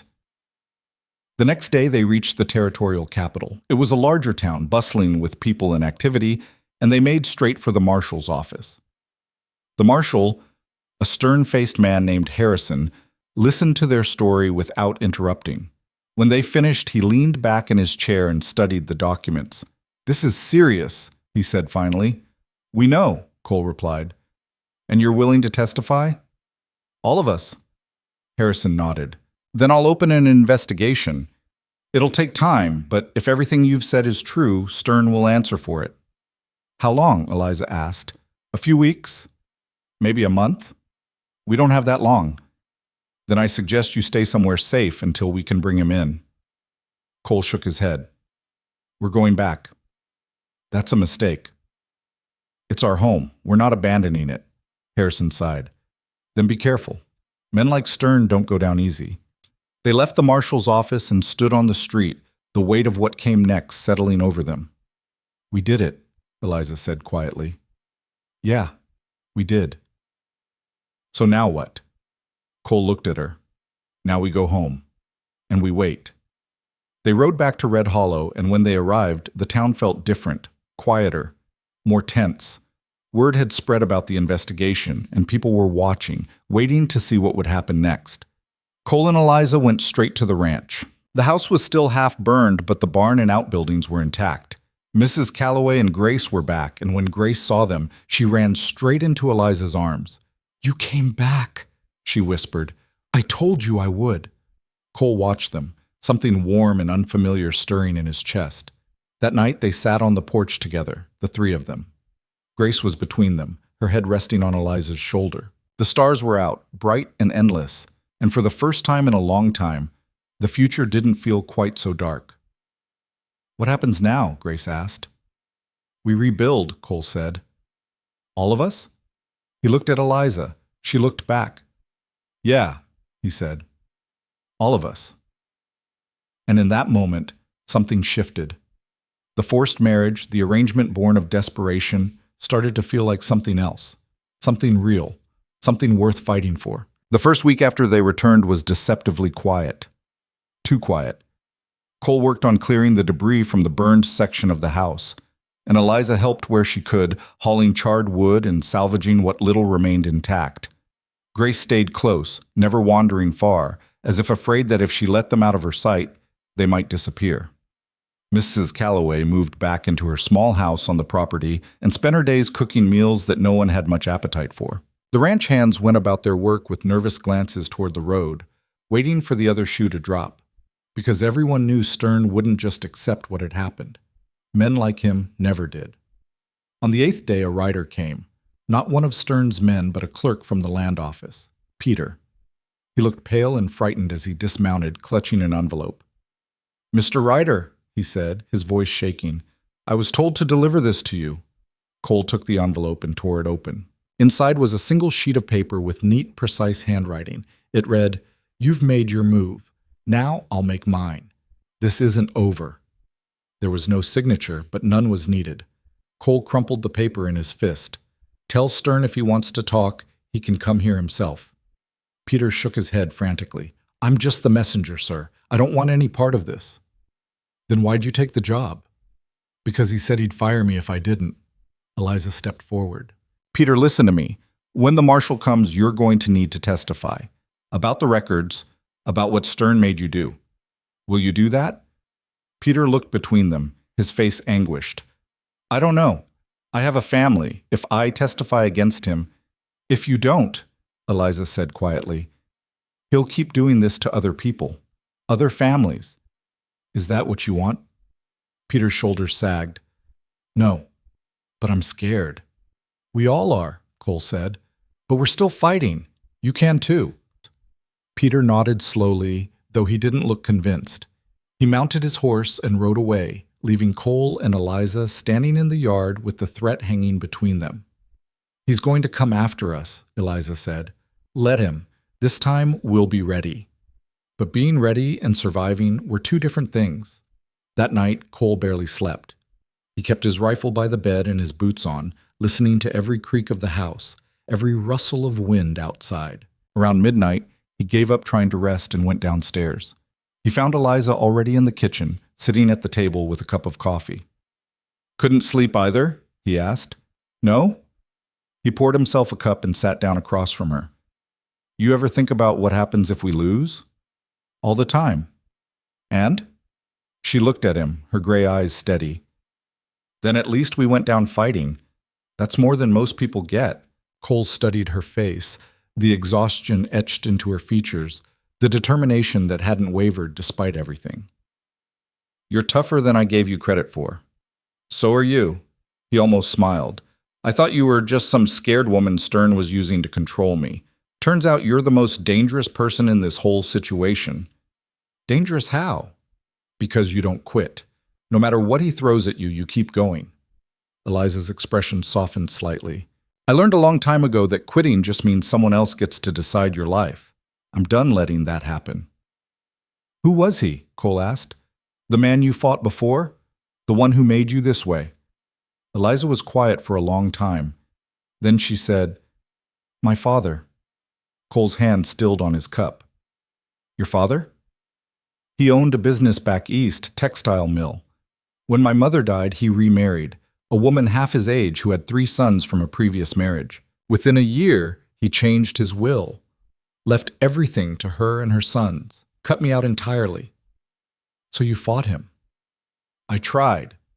I went through his business records, found discrepancies, proof that he was embezzling from his own company to hide assets. I was going to take it to the authorities, force him to honor the original will." "What happened?" "He found out. Before I could file anything, he had me declared mentally unstable, said I was suffering from grief-induced delusions, had me committed to an asylum." Cole's blood ran cold. "For how long?" 6 months. Long enough for him to finalize everything, marry off his stepdaughter to a business partner, and make sure I had no legal standing left. When I got out, I had nothing. No money, no family, no reputation. So I ran. Kept moving until I ended up here. And then Stern found you." "And then Stern found me." She took a sip of coffee. "So when I say I know how men like him operate, I mean it. I've lived it." Cole reached across the table and took her hand. "I'm sorry. for what he did to you, for what your father did. Don't be. It made me who I am. And who's that? She looked at him. Someone who survives. They sat there in the dim kitchen, hands clasped across the table, and something unspoken passed between them. Not love, not yet, but something deeper than alliance, understanding, respect, the recognition that they'd both been broken by the world and had somehow managed to keep standing.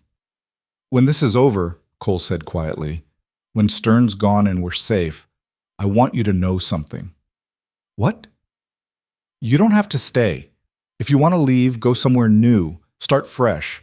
I won't stop you. But if you want to stay, if you want to make this real, then I'm willing to try. Eliza's eyes searched his face. Are you asking me to stay? I'm saying I want you to, if you want it too. She was quiet for a long moment. Then she said, ask me again when it's over, when we're both still alive. Deal. 3 days later, the marshal arrived. Harrison rode in with 2 deputies, all of them armed and serious.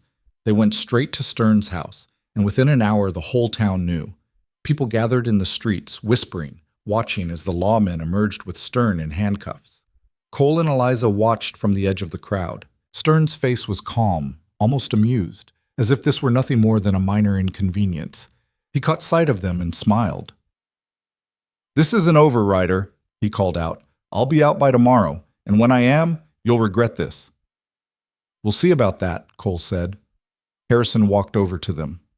We're taking him to the territorial jail. He'll be held until the trial. But I need you both to come in tomorrow and give formal statements. We'll be there, Eliza said. Good. And stay alert. Stern's got people loyal to him. They might try something. Cole nodded. We're ready. But they weren't ready for what came next. That night, just after midnight, the barn caught fire. Cole woke to the smell of smoke and the sound of horses screaming.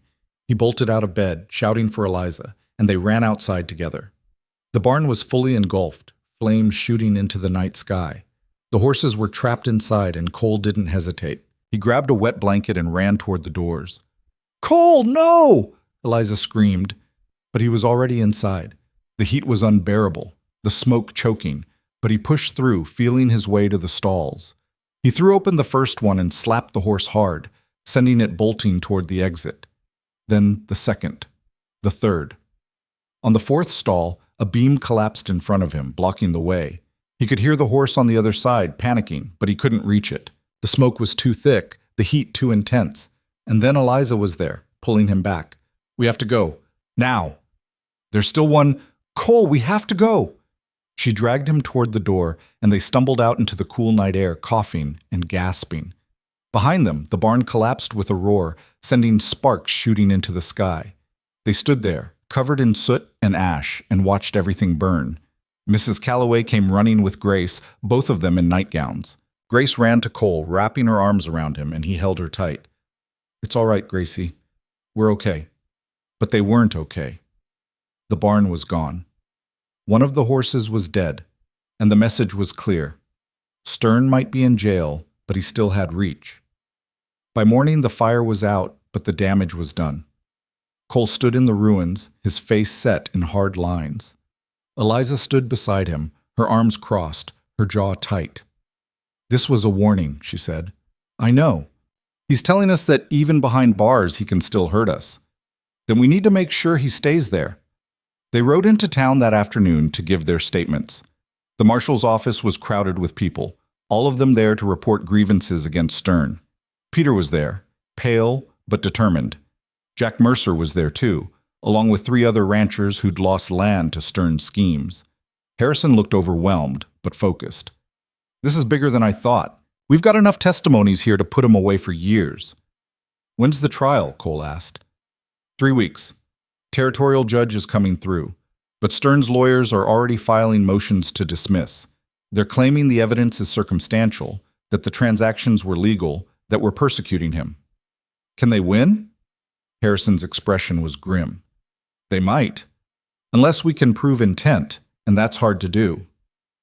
What do you need? Eliza asked. Someone on the inside. Someone who worked with Stern who knows how he operated. Someone willing to turn on him. They all looked at each other. No one spoke. Then Peter cleared his throat. I know someone. Howard Gaines, the man Stern used for the shell transactions. He's been working at the bank for years. If anyone knows how Stern operated, it's him. Will he talk? I don't know, but I can ask. Harrison nodded. Do it, and do it fast. Peter left, and the rest of them sat in tense silence, waiting. 2 days later, Peter returned with news. Gaines had agreed to testify. He was scared, terrified even, but he'd agreed. He had records, correspondence, proof of Stern's instructions, everything they needed. The trial was set. Stern's lawyers fought hard, filing motion after motion, but Harrison pushed back. The judge, a stern older man named Whitaker, wasn't swayed by theatrics. He wanted facts, and the prosecution had them. The trial took place in the largest building in the territorial capital, a courthouse with high ceilings and wooden benches that creaked under the weight of spectators. The entire town of Red Hollow seemed to be there, along with people from surrounding areas who'd heard about the case. Cole and Eliza sat in the front row, their hands clasped together. Grace was with Mrs. Calloway in the back, too young to fully understand, but old enough to know this mattered. Stern sat at the defense table, flanked by 2 expensive lawyers. He looked calm, confident, as if the outcome were already decided in his favor. But as the trial progressed, that confidence began to crack. The prosecution called witness after witness. Peter testified about the records he'd been forced to falsify. Mercer testified about his brother's suicide. The other ranchers testified about losing their land. And then, on the 3rd day, Howard Gaines took the stand. He was a small, nervous man, but his testimony was damning. He laid out the entire scheme in meticulous detail. How Stern had created shell companies, funneled money through fake transactions, manipulated legal documents to make everything look legitimate. How he'd used Gaines as a frontman, promising him protection and money in exchange for his cooperation. And did Mr. Stern ever express concern about the legality of these actions? The prosecutor asked. Gaines nodded. Yes, he said as long as the paperwork looked clean, no one would question it. He said people were too scared to fight back. And were they? Most of them, yes. Until now. Until now. Stern's lawyers tried to discredit Gaines, but the documents spoke for themselves. Page after page of fraudulent transactions, all signed, all dated, all traceable back to Stern. On the final day of the trial, the prosecutor made his closing argument. He spoke about power, corruption, the abuse of trust. He spoke about the families who'd lost everything, the lives that had been destroyed. This man, he said, pointing at Stern, believed himself untouchable. He believed that money and influence placed him above the law. But the law doesn't bend for anyone. And today, it catches up. Stern's lawyer gave his own closing, arguing that the evidence was circumstantial, that Stern had been acting in good faith, that he was a victim of a conspiracy. No one believed him. The jury deliberated for less than 2 hours. When they returned, the foreman stood and read the verdict. Guilty on all counts. The courtroom erupted. People cheered, cried, embraced. Stern's face went white, then red, then twisted with rage. He stood, shouting something that was drowned out by the noise, and the bailiffs had to restrain him. Cole pulled Eliza into his arms, and she buried her face in his chest. For the first time in months, she let herself cry. Not from sadness, but from relief, from the overwhelming weight of finally being free. The judge sentenced Stern to 15 years in prison. His assets were seized, his properties auctioned off to pay restitution to his victims. The bank was placed under new management, and the town council was restructured. Red Hollow began to heal, but the real healing happened at the ranch.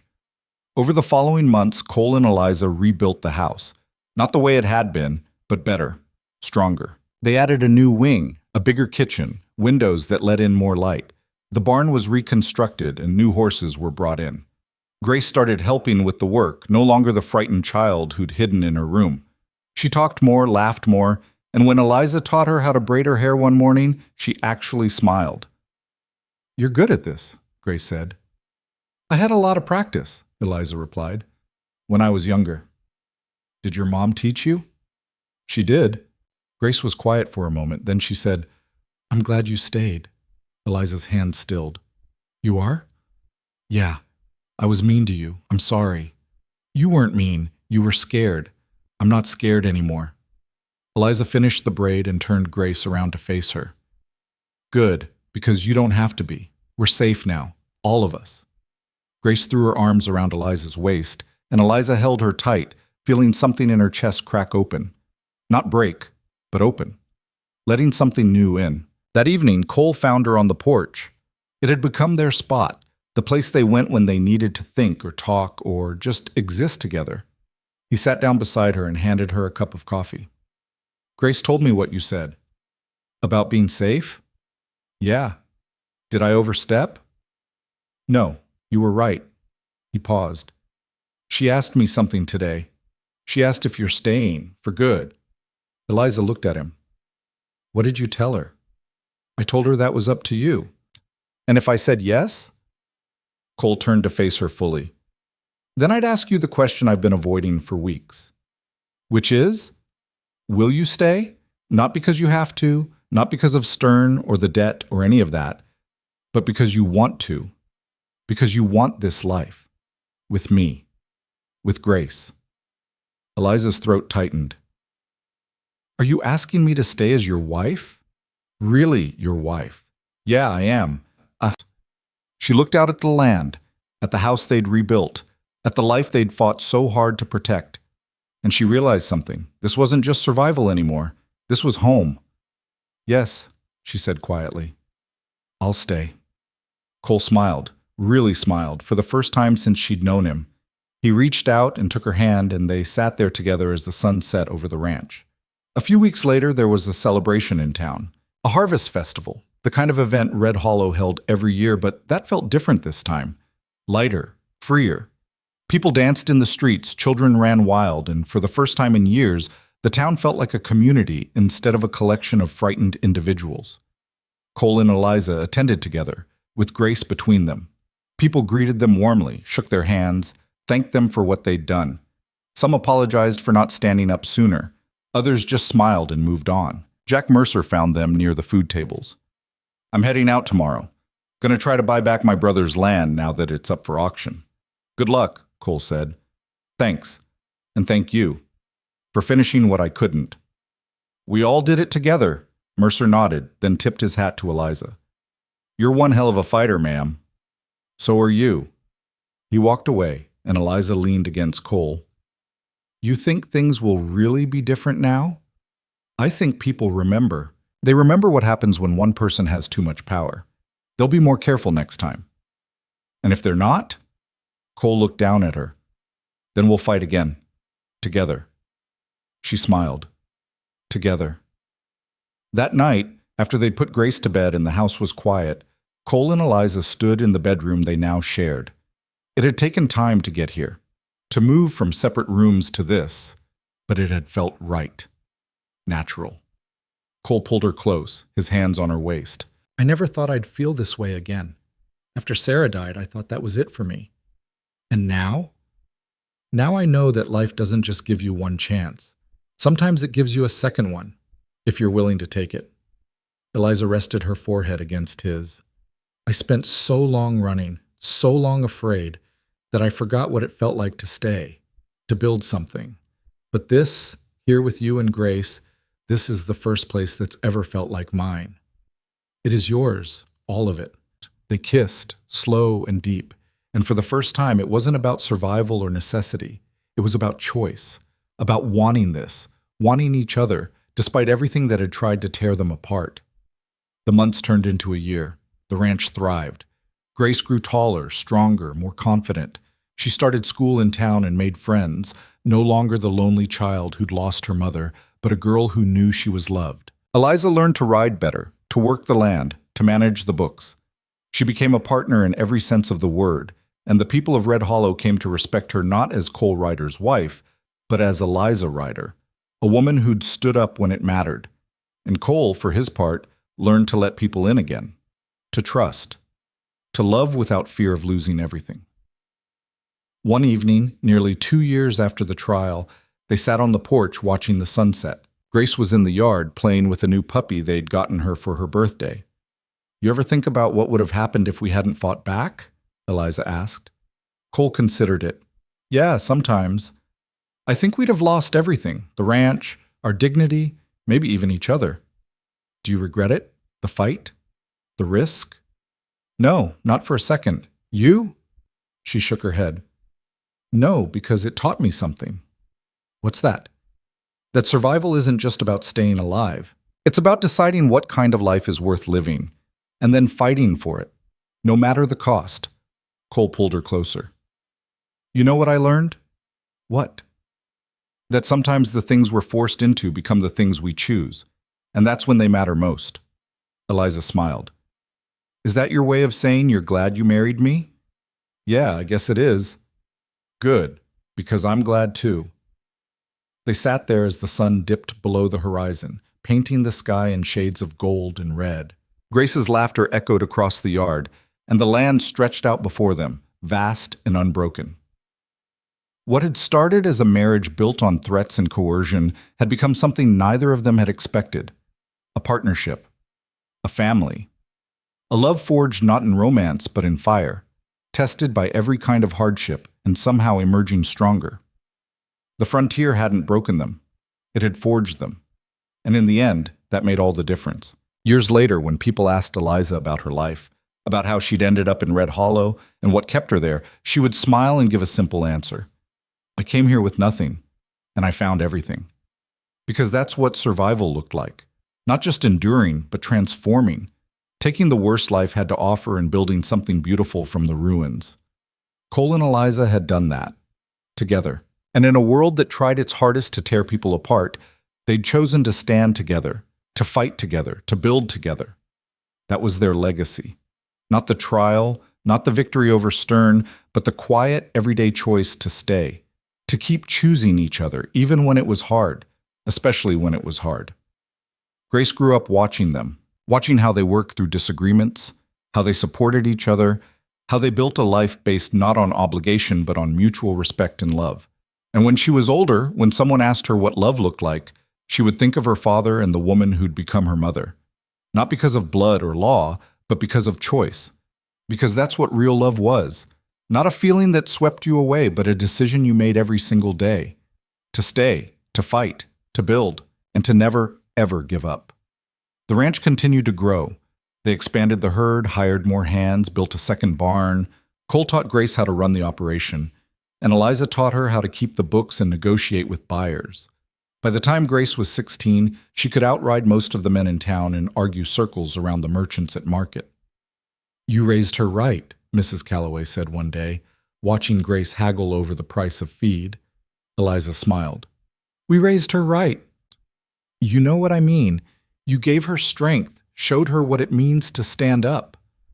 I just showed her what was shown to me, that you don't have to accept the hand you're dealt. You can fight for a better one. Mrs. Calloway patted her hand. You did more than fight, dear. You won. And she had. They both had. Not because life had gotten easier or because the world had suddenly become fair, but because they'd refused to be victims. They'd refused to let circumstances define them. They'd taken control of their own story, and in doing so, they'd created something worth fighting for. On their 5th anniversary, Cole surprised Eliza with a new ring. Not the simple band she'd received at their forced wedding, but something more. A gold ring with a small stone, modest but beautiful. I know we started this the wrong way, he said, slipping it onto her finger. But I want you to know that what we have now is real. And I choose it. I choose you, every day. Eliza looked at the ring, then at him, tears in her eyes. I choose you too. And I'd do it all over again. Every hard moment, every fight. Because it led me here, to you, to this. They kissed, and Grace, who'd been watching from the doorway, smiled and quietly slipped away. Her parents didn't need her right now. They had each other, and that was exactly how it should be. The years continued to pass. The ranch became one of the most successful in the territory. Grace eventually married a good man, someone who respected her strength and independence. They built their own home nearby, and when their first child was born, they asked Cole and Eliza to be there. Eliza held the baby, a tiny girl with dark hair and serious eyes, and felt the weight of everything she'd survived settle into something like peace. "She's beautiful," she whispered. "She is," Grace agreed, "and strong, just like her grandmother." Eliza looked up, startled. Grace smiled. "You're the only grandmother she's going to know, and I can't think of anyone better." Eliza's eyes filled with tears, and she held the baby closer, feeling the circle complete itself. She'd started with nothing, lost everything, fought her way back from the edge, and now she had this: family, legacy, love. Cole stood beside her, his hand on her shoulder, and together they looked at the new life they'd helped create. "We did good," he said quietly. "Yeah," Eliza agreed. "We did." And in that moment, surrounded by the people they loved, in the home they'd built from ashes and determination, Eliza understood something fundamental about life. It wasn't about the hand you were dealt. It was about what you did with it. It wasn't about avoiding pain or hardship. It was about facing it, surviving it, and coming out the other side stronger. She'd been forced into a marriage she didn't want, trapped by a man who saw her as a pawn, threatened, attacked, nearly killed. But she'd survived. She'd fought. She'd won. Not because she was perfect or fearless, but because she refused to quit. Because she found someone who stood beside her when it mattered. Because she chose to stay when running would have been easier. And that choice, that simple decision to stay and fight, had made all the difference. The sun set over the ranch that evening, casting long shadows across the land. Cole and Eliza stood on the porch, watching the sky turn from gold to purple to deep blue. "You ever miss it?" Cole asked. "Your old life. Back east." Eliza shook her head. "No, that wasn't a life. It was just existence. This is life. Here, with you." Cole pulled her close. "I love you. You know that?" "I know. I love you too." And it was true. Not the desperate, clinging love born of necessity, but something deeper. Something earned through shared struggle and mutual respect. They'd started as strangers bound by coercion. They'd become partners forged by fire. And somewhere along the way, they'd become something more. They'd become each other's home. The frontier had tested them, tried to break them, thrown everything it had at them. And they'd stood firm, together. Because that's what love was. Not the absence of struggle, but the choice to face it together. Not perfection, but persistence. Not a fairy tale, but a hard-won battle that left scars and stories worth telling. And as the stars began to emerge in the darkening sky, Cole and Eliza stood together on the porch of the home they'd built, the life they'd fought for, the future they'd claimed. And they knew, without question, that they'd do it all again. Because some things were worth fighting for. And this life they'd created from nothing, this love they'd built from the ruins of coercion and fear, this was everything. It was worth every scar, every battle, every moment of doubt and fear. Because it was theirs. Chosen, fought for, earned, and nothing, not Stern, not the frontier, not the whole damn world, could take that away. They had won, not just against an enemy, but against the circumstances that tried to define them. They had taken control of their own story. And in the end, that was the greatest victory of all.